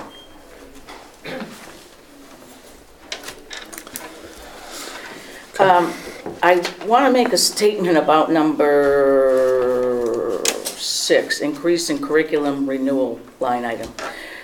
I can almost repeat verbatim what Valerie Anir told us last year when I asked the question, because you needed 50,000 because you kind of got blindsided with the AP program and needed to front load some expenses there to be able to stay inside the AP program for our kids. Would that be a recurring expense? Because we can't do that every year. And her remarks were, no, it's a one-time, and we'll make do the next year. So I'm going to stand on that and say I don't support it. And that's hard for me to do that as a career educator, but we're bleeding money here in this supplemental budget. I know for a fact that there was a conversation. Well, it was on camera. Right. Kathy, can I speak to that, or to the chair? Go ahead, Greg. So my recollection of last year, and I know we had requested an ongoing curriculum renewal increase, and it was decided that it would just come out of free cash, but the request was originally to put it in the budget as we're trying to do this year, last year, but the decision was made to fund it with free cash and not to put it in. So the need is there Greg for is right. increased curriculum I agree. renewal. I don't Perhaps we disagree. just talk Yeah. about the AP part of it, but there's certainly a need, and we asked for it last year, but it was just funded differently through free cash. Certainly a need for an increase. Mr. Thompson's correct on that, where we ended up taking it from, but, and I don't refute that there's always a need in curriculum. So there's always a need in curriculum, why are we asking for it in a supplemental budget? It's Why an is it- increase from our current line item for curriculum renewal. But why And didn't it this doesn't go in fit the within current that line 2%. It's the same philosophy that. All the pay departments 2% were and struggling then with after- because Let's see, we got a 5. Craig, do you know what that line item is currently? Do you know what that breakout Right is? now, It's 100 now. 100,000. Yeah, because if you look in the far left, it increases to 125. It's at 100. Yeah. It's increasing to 1. And so what, from the 100 that's already allocated in the budget, what more would you do with the extra 25? What would go It's towards? curriculum renewal every year, textbooks, some licensing fees, and they're expensive. So there's times that we'll try to find money to supplement that. There's times that we stick right to the 100 because that's all we have in the budget. But there's always a need for more than $100,000 in curriculum renewal. Got it. And that's just, I mean, we can talk about textbooks and age of textbooks. Going to high school, there's no question we're not being frivolous on curriculum renewal. We have some old Understood. textbooks that we have in a rotation. So it's already 6 years planned out. This is next year. yeah, there's a 5-year renewal plan. Understood. So would this be a fee, would this be a 25,000 every year? Yes. That's what we're asking for, an increase in the line item to 125, or at least fund Oh, that that's next year. portion of it. One-on-one to buy a device, a computer for every kid, grade 3 to 12. So does the, I don't know if I can frame this correctly, but we talked about computers and what I know of the plan so far and what eventually is going to get asked of us. Does that alleviate that in any way? Like if we're using technology, are we starting to get away from some of the It's a different need for the hardbound books? Partially, it's not going there, and I've asked the same question about how it's moving along, and education's not there, although there is a lot more textbook online, but once you get into that, then you start paying licensing fees. And so it can be a wash to some extent, whether it's a book or a license. Okay. With the electronic books online, you buy X amount for, you buy so many seats to use the books, and that license is good for 6 years. And the book, yeah. 6 years, yeah. Yeah, and the book companies have figured out, the first couple of years I was still part of that, and it was like, yippee, we can get all these kids online with one science license. And about a year and a half in, the textbook companies figured out their Wait a minute. mistake. And so it's more efficient to have it online, truly, and this generation coming up has been using keypads the minute they can crawl and understand, so they would prefer that. There's a lot of good reasons to have books online versus hard copy. But the net cost has now balanced out with if you were buying hard copy from a book distributor. It didn't take long for the companies to figure that out. But Yeah. When is the one-on-one program actually going to come into play? Another year, so a year as from Brian's talked about, actually, he came to us and we did a presentation. I think you're going to do that for them. So Yeah. Yeah, I figured we could do this. After the budget. Right. So not the upcoming year, but the A year, following yeah. year, so trying to get to that point, that's the goal. Can you just give me an estimate, like the number on that? for something the first year. Was it like? Oh, that's Ryan. It's 362 the first that year? was the number that we had presented to the school committee. We've actually tweaked it a little more, my presentation, or our presentation to the school committee was, as I like to call it, the get excited meeting, to really get everybody on board with the school committee and really start the conversation that we have been having. And we've refined the number. The numbers that we're going to present to you will be less than what we present to the school committee. But we're still a full year out, so that's not on the Right. landscape Yep. right No, now. that's correct. And that's the plan, is to make sure we have a fully vetted, everyone's on board, everyone's happy plan. Everyone's Try happy to then? get, no. How does that work? Because it's a huge number. So you guys want to take these like sort of individually and see if,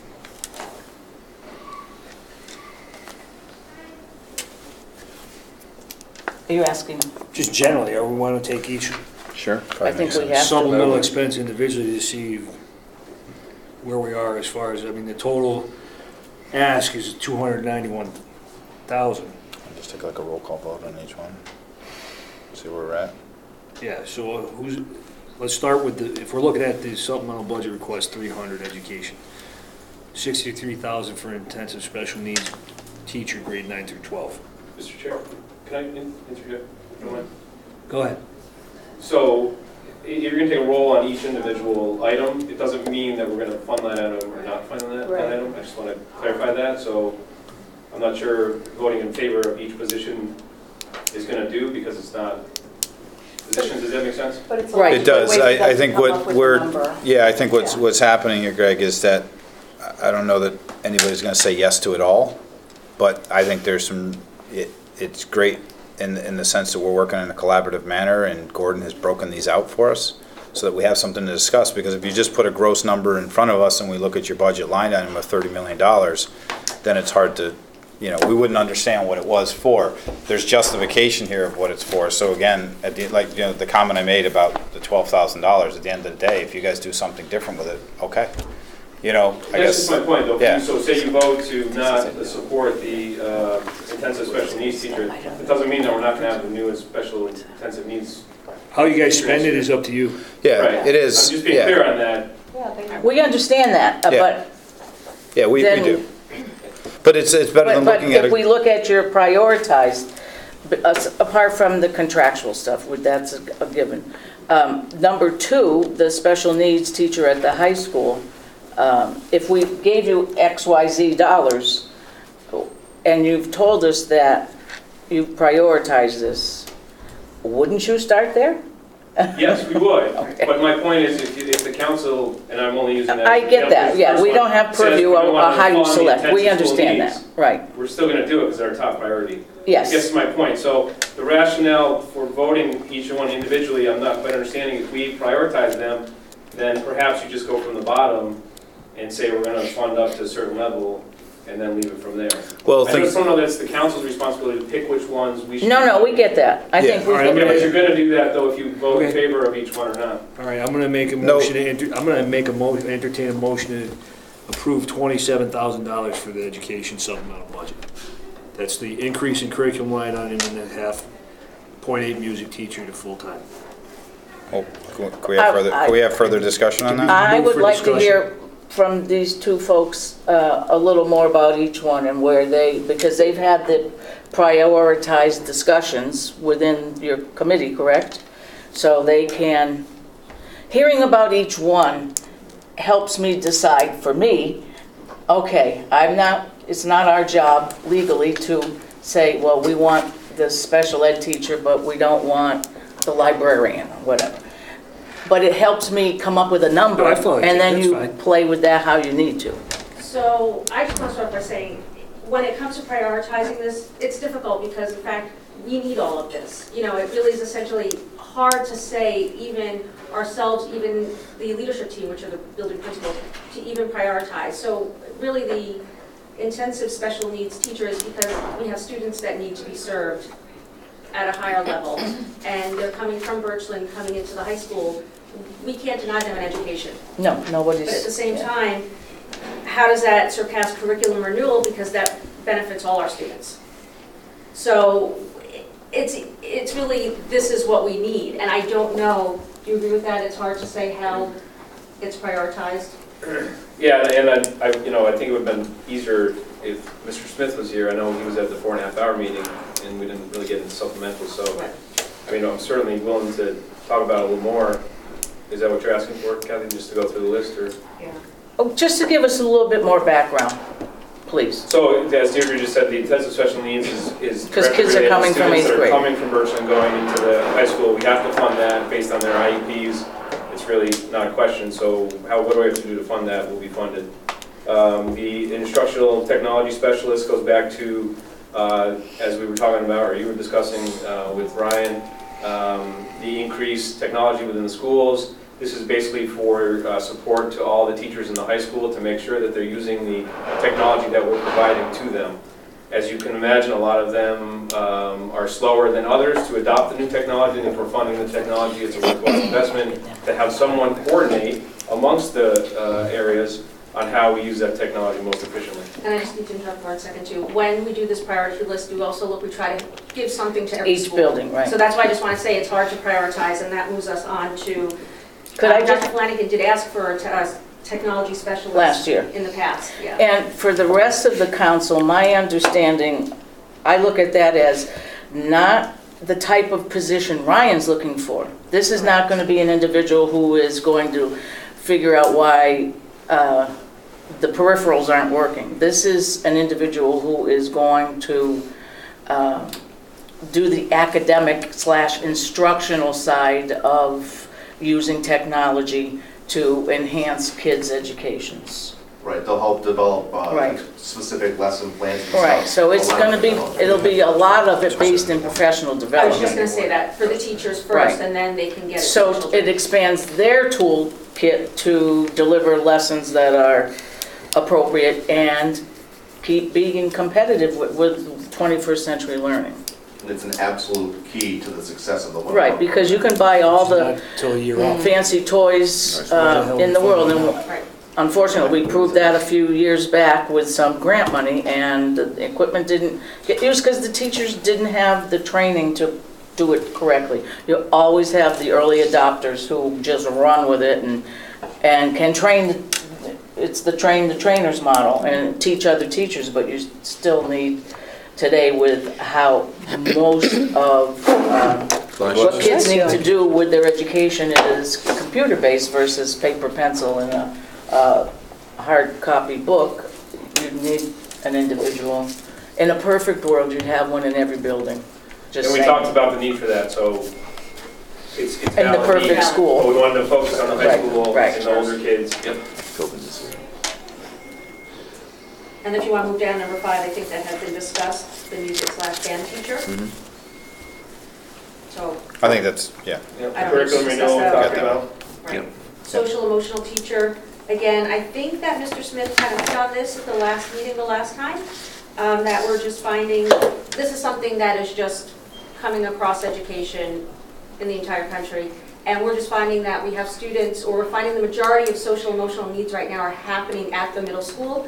Yes, we would love to have programs that span all the grades, but I think we're starting with where we're finding we have the need the most. And At Birchland. I took some time to talk with Mr. Allen, the principal, and I questioned whether or not he could, was there a different way to deploy the special ed staff they have now? That's, And Right. the thinking is, as you've said, that this is not just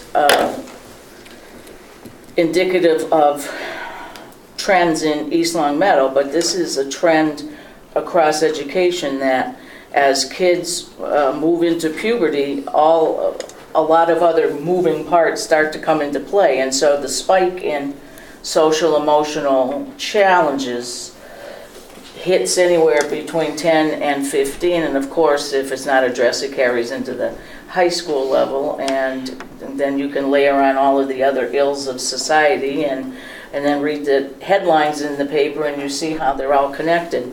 But my sense is that Mr. Allen was moving, if this were to be funded, toward a standalone program. It's not going to be services delivered by someone inside the mainstream classroom, that it was going to be a teacher who had the students in a separate classroom.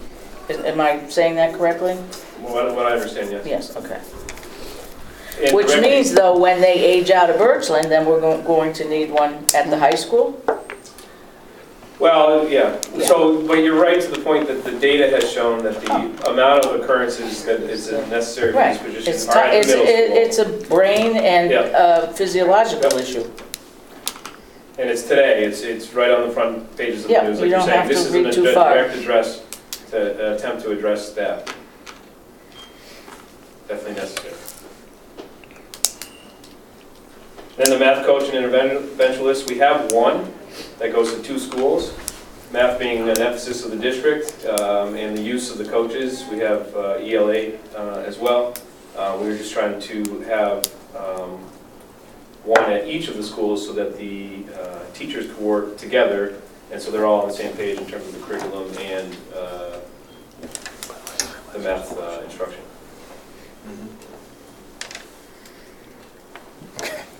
Making sure.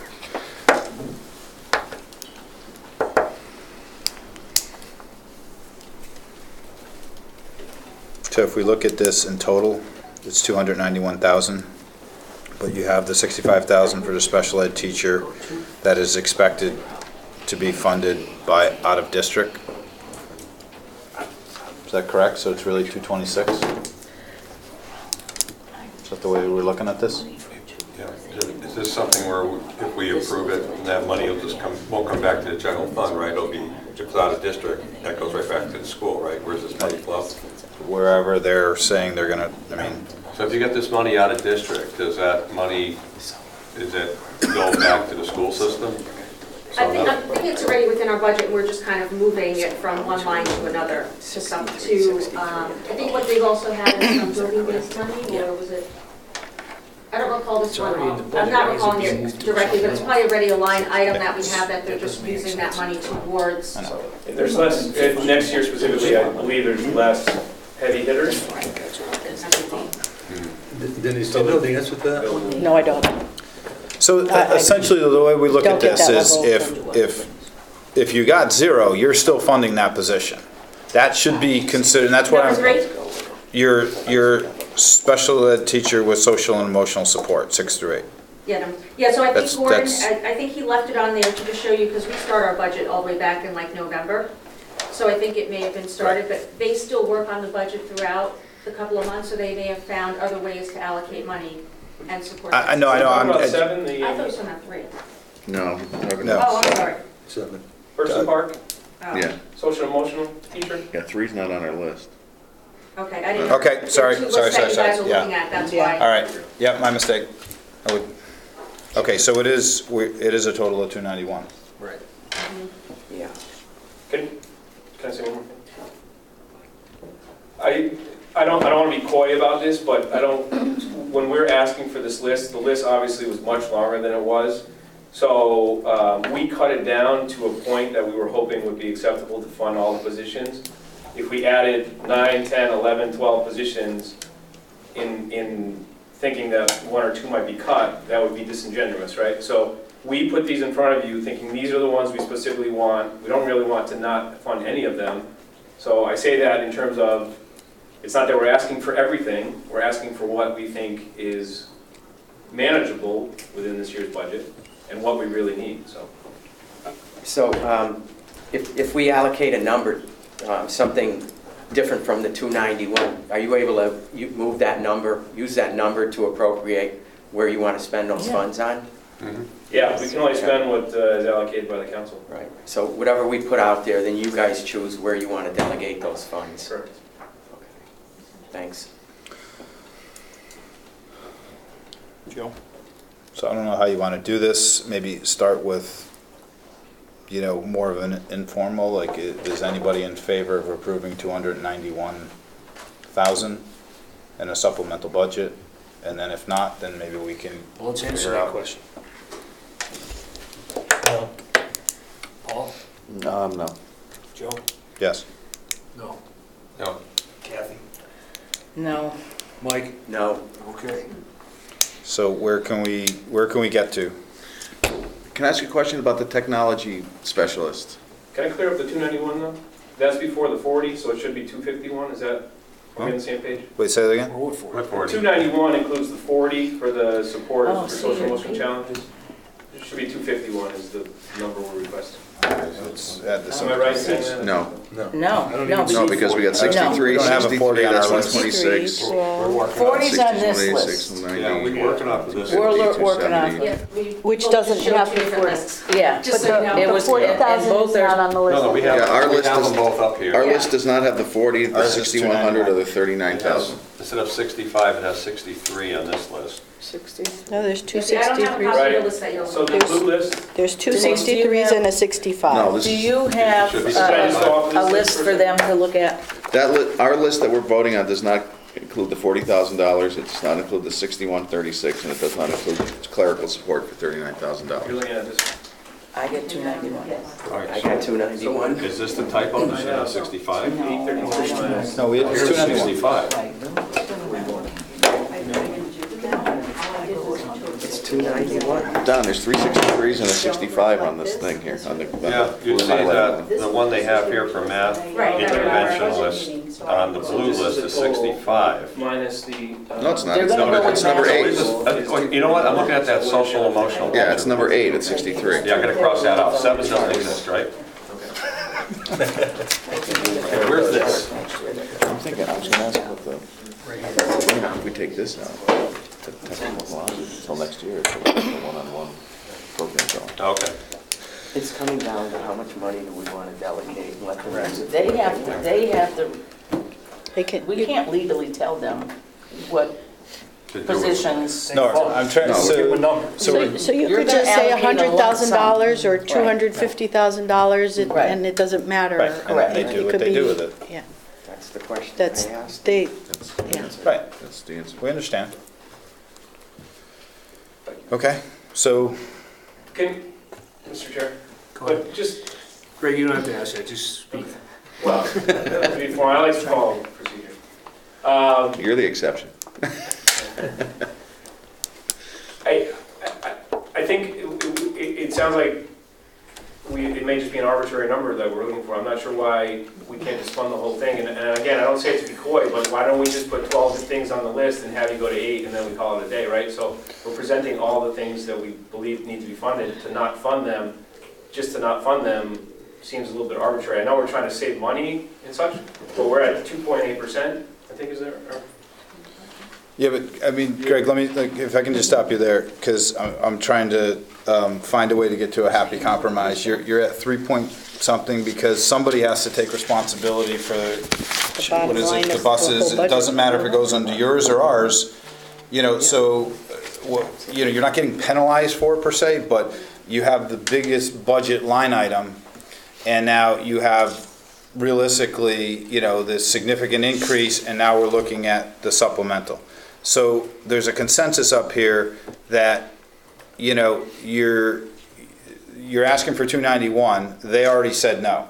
So now we've got to find, if there's any consensus to give you anything more, and then what you do with it, you do with it. So we're not arbitrarily dismissing any of these, because I understand there's a merit for all of them, but we can't continue to debate it because they already said no. So now we're trying to get more than 0, is what we're trying to accomplish at this point.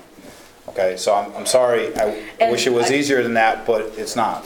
It's clearly the largest department in any town, probably, in terms of budget. We signed on to selling the buses, so there's 507,000 there. We know that the one-to-one initiative, which is essential, now I'm talking like the educator, is essential, is going to, the outlay is going to be at least 350,000 in the first year, with a recurring 150 to 80 each of the subsequent years. I'm looking at Ryan, and I'm just throwing ballpark there, but we know that's a significant recurring piece. A couple of months ago, we deliberately allocated 50% of our free cash into OPEB because we have all these other obligations to fulfill. And OPEB doesn't help anybody right now.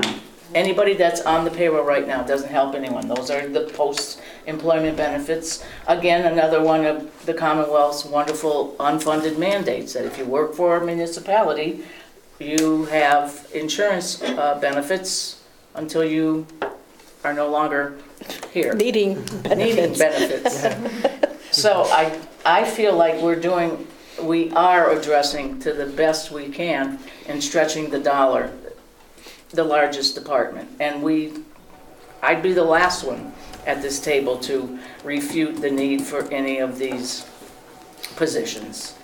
Is there a It's just- number, Kathy, that you would feel comfortable Don't with? be hanging this on me. Well, I'm gonna ask all of you, like, I'll throw a number out. I got one. yeah, I gave it a little bit of thought here, okay? If we were to fund at least 2 of these positions here, 2 of the higher price ones, plus the band leader, and, you know, it's kind of almost splitting it.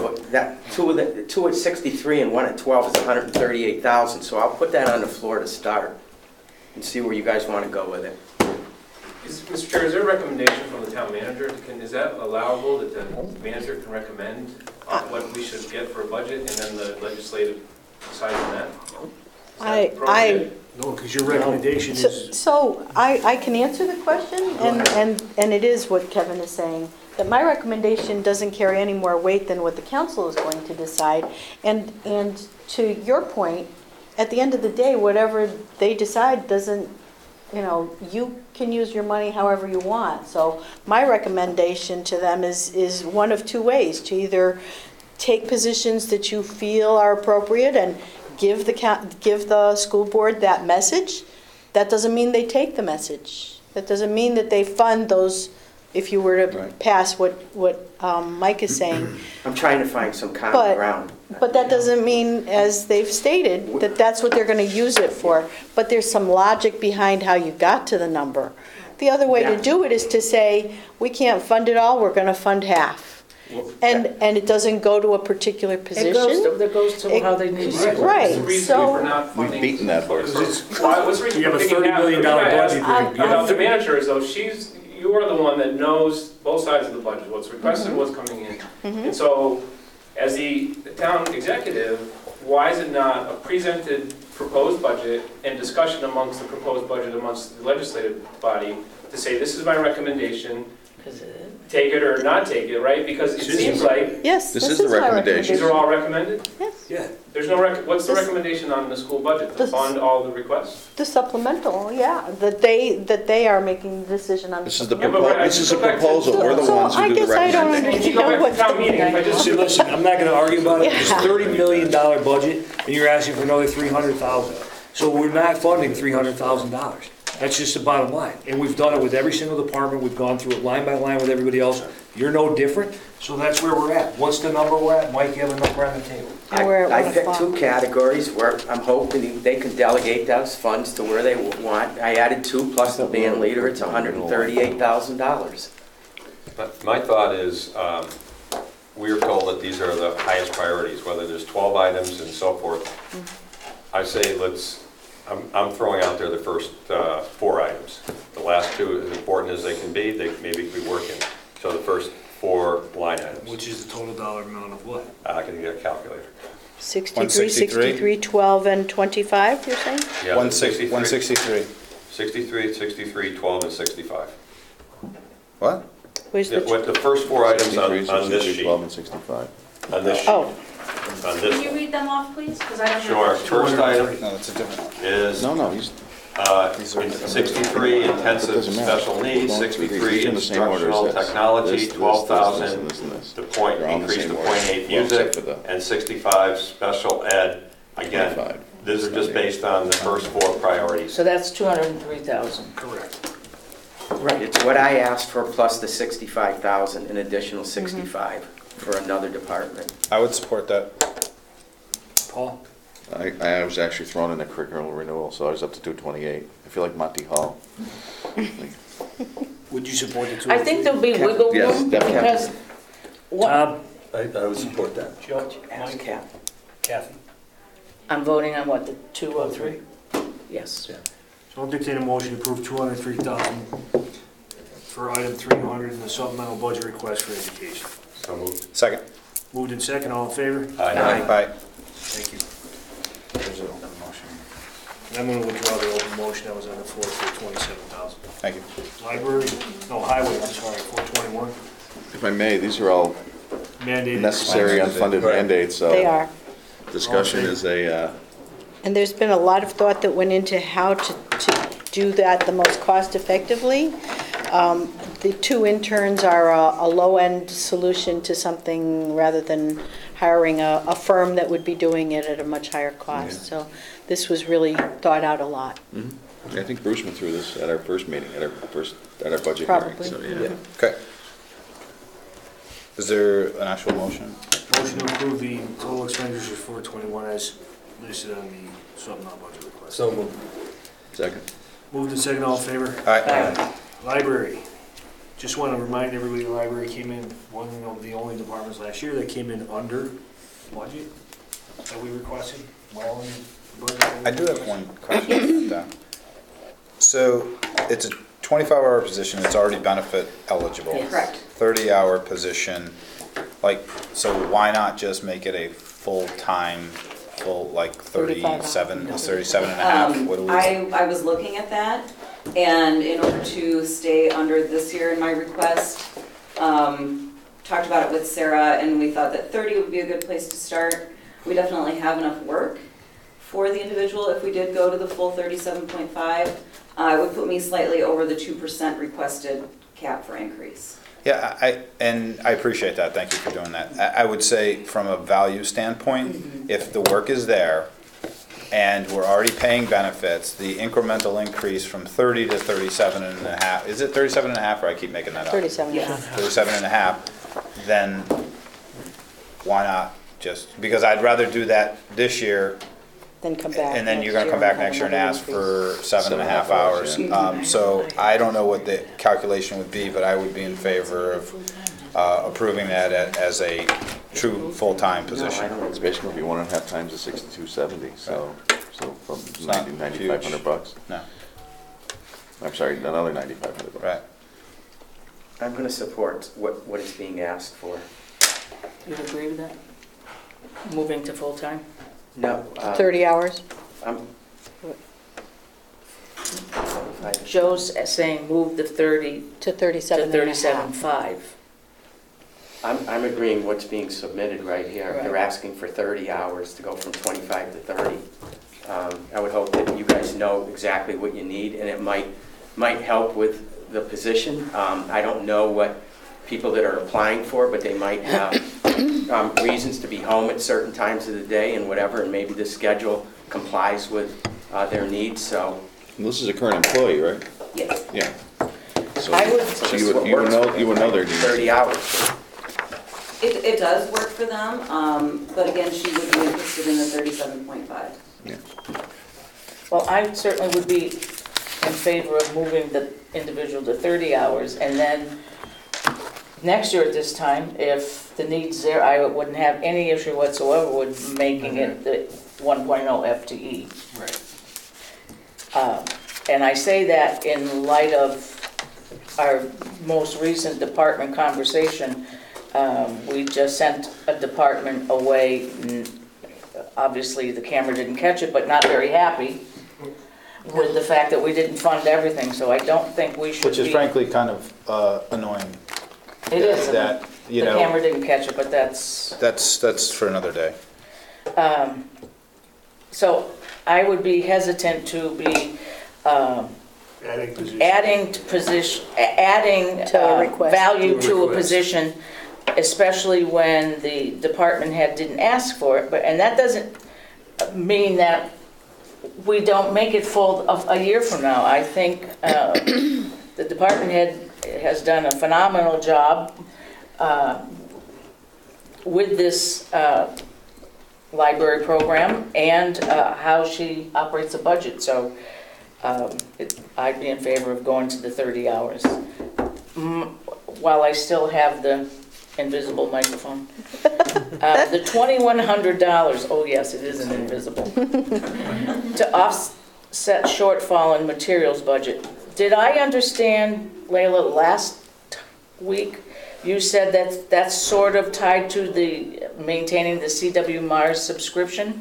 Yes. Then that, to me, falls into the same thinking Should as not the be. elections budget. Right. Which she wasn't here for. Yeah. No, I understand that, but if it's a requirement to participate in something that's statewide, that's enough, that's a given, that should just be in there, and you put in the number every year that has to And if it's maintain over, that it's over, we have an subscription, and we deal with it. Put it in the budget next year. Just saying that we would support that, and it should not have to really ever be on a wish list. It's not an increase in a service or a No, position. it's kind of like the maintenance Maintenance. fees on a license. So basically, at this time, Layla, you're looking for 8370, Yes. right? So I'm gonna I'll entertain a motion to approve 8370 in the library supplemental budget. So moved. Second. Moved and second, all in favor? Aye. Very good. Thank you. Thank you. Rick? If I remember right, bottom two came off of this. I had a conversation with Donna, who is here, and she may want to update you, or Come on up, I can Donna. tell you that the 42,000, I know is a difficult thing for some of you to swallow, that it is adding a full-time position. The comment was made that, gee, she's only been here 4 months and already she needs that position. I talked to Donna about it, and I think we can rework things and possibly, if you see fit to increase the part-time position, we can do some moving around of things, responsibilities in the office. That'll give her some flexibility. Not to say that she So we might go not. from part-time to full-time? It Is would that our be- increase instead of adding the full-time? Well, it would be and part-time? 35, so is it 35 or 37 and a half? It's 19 right now, so it'd be 30, go to 37 and a half. Yeah, because it says Be in favor 35 of on that. here. Yeah, definitely. So Yep. And what are we it's looking kind at of a number-wise? compromise. Yeah, I'm good with it. 16,354. Oh, the second item, okay. Yeah, it's just. And So so we take eliminate the the- first one? Eliminate the first Eliminate one And and eliminate the eliminate last the one? third one and Right. just go with the second. What I'm trying to do is to free up the current assistant director who does a lot of clerical work, and I want that position with myself out in the field more. And my first thought was trying to assess all the clerical, and when I say clerical, I mean that's the ordering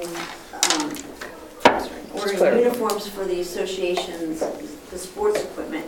There's just a lot involved with taking, again, that off the plate of the association. So my first thought was is I would rework the entire department, in that I'd have 2 department heads, and then we could split, and there would be 3 of us that we could interchange duties. And with the current structure with the other full-time position being a union position, I don't have that flexibility. So that's where my thought process was in the beginning. But then after Denise and I talked, I feel like that maybe we can backtrack and try some other things before we go that next step. And it's one of those That's great. departments that she and I will work closely together on. I have a curious question about the turf field custodial costs.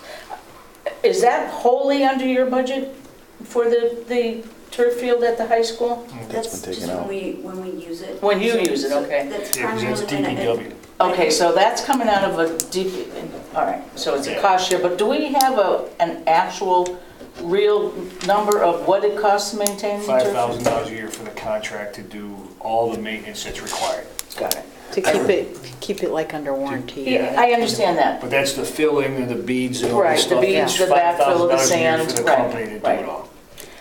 And so on top of that, you would be assessed a fee for when your folks use it? Is that what? Correct. So it's really more than 5,000? Having a. Well, no, the company charges yeah. $5,000 for the maintenance. Okay. And it's sort of like rented out, I guess, for lack of a better term. But it's a custodian that's there on site, correct? Right, So when I- they're using the field, they're sure that they're not Throwing garbage putting out. bubble gum. Oh, I understand that. They're Which, you know- giving us access to the controller for the sport. Yes, yeah. Right, so So if we that- know that from using the field, and apparently, I think that was part of the contract, the union contract, the custodial union contract, right? This year? No, in Yes. general? Was in there. Yes. Where Yes, that the was answer is yes. agreed They had to upon, be there. Oh, that they had to be To there. be yes. Yeah, I didn't know where you were. Yeah. Yeah, which is silly. It's just, Yes. I'm sorry, it is. it's It's really silly. It's ridiculous. what I inherited. So, Yeah, because you got the DPW emptying trash and then custodian. are Yeah. essentially turning lights on that can be turned on remotely. I mean, it's a joke. So, but it's not a funny joke, it's a bad joke. So something that has to be addressed going forward. But other than that, I'd support this, absolutely.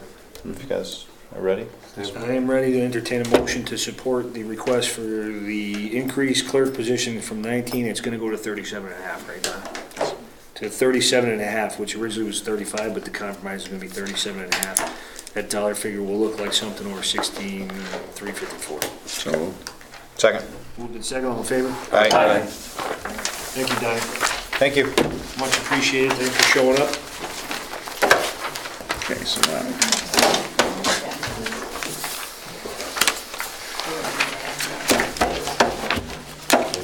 I'll be getting. Capital.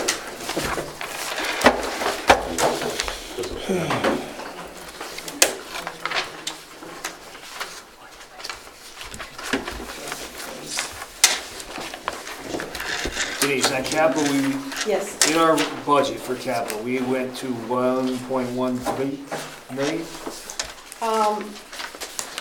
If The you look original at if you look at the first page of the handouts that I gave you, capital projects was budgeted at 1.103 for this year. So if Which we're is looking, down. it's down to the IT teacher device replacement in Meadowbrook High School, I believe. So all of page one, you just gave us that today, correct? Right, Yes, so it's all of page one. yes.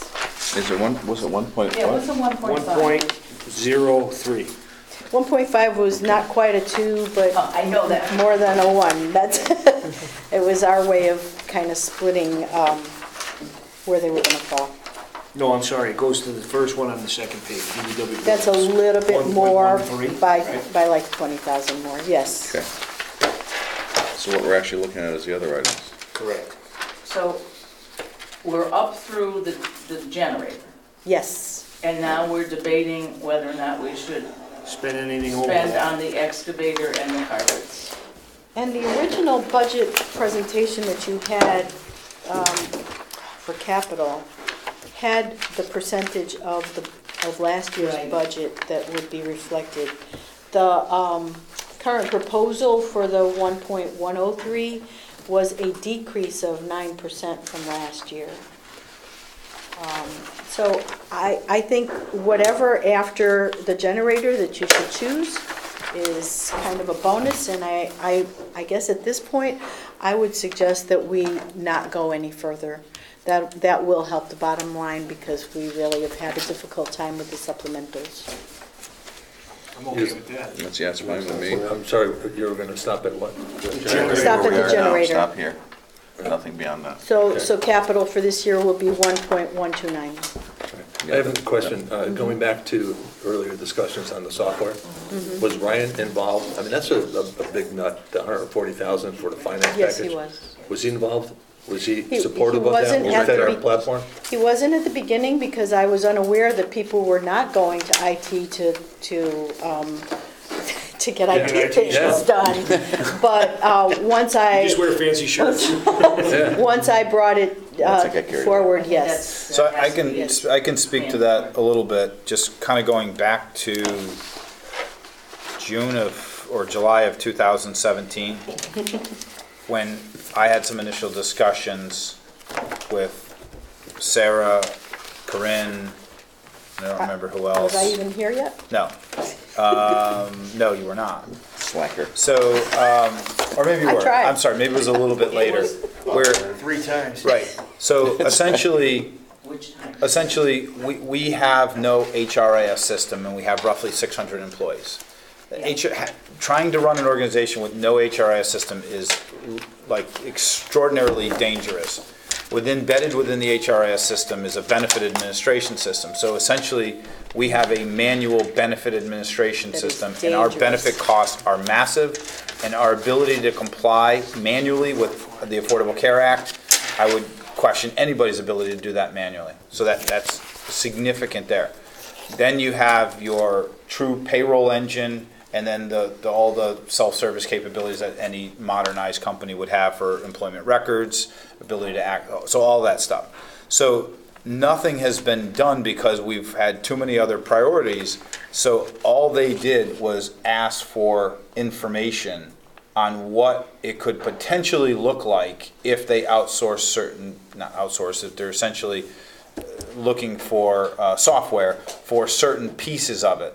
So nothing, no decisions have been made, no vendors been picked, no RFPs been written. So they're in extraordinary preliminary stages of evaluating, and that's as far as, again. So I would hope that nothing else would be done without Denise and Ryan being intimately involved in the process Absolutely. going Agreed, forward. that was my concern. Yeah, right. So yeah, I mean, my point last week is these systems are so interconnected. Yep. I have an issue with not implementing HR and benefits and waiting until essentially you're gonna get to almost fiscal 2020 Right. to make that happen. To me, Right. is, cuckoo puffs. I don't Well, have a better way to say that I don't want to take on that camera. personally, but, no, Well, you did apply and for you, a job 3 times, so maybe that's and it. and you do understand, that was with the guidance of HR saying, I can't handle that kind of a change this year. I think if, and that's your expertise, it's not mine, nor is it hers. And Ryan is on board, it will be an IT managed project, so that we're gonna get the right thing, and we're going to do it the right way, and if it includes HR and we don't have enough in the capital with this amount, we may be coming back to you and just saying, look, for another 10,000 or whatever it would be, we're gonna get that module as well and get it all done at once. Then you've done your due diligence, and then we do what we have to do. Right. And I would just say this, it's a catch-22. She will never have more time to do anything other than process paperwork if we don't automate this stuff. Right. So there's a statutory burning time. compliance aspect that I'm concerned with, more so than, her ability, because her ability to implement this, she's got to sacrifice time to implement this, or she's never gonna have more bandwidth than she has now. She's stuck because we're not giving her 3 more Because she's people. constantly maintaining Right. the paper And shuffle to just that hire she's got. people and put them in a manual environment creates no efficiencies for us. It's just throwing bodies, it's like throwing a deck chair off the Titanic. It's not gonna help. It's going down. One disclaimer I would just want to add is, I haven't seen any quotes or anything for this, so if there are additional modules, because the 140 doesn't cover it, that there very potentially could be additional requests. Yeah. Okay. Understood. Yeah, that makes sense, though. Do it once, do it right. Yep, Yeah, that's our motto. I'm glad to see you caught on to what has been a past experience. I was gonna say, Dealing sometimes with I don't know departments. until I bump into something that it's broken. So, Yeah. Yeah. Very well.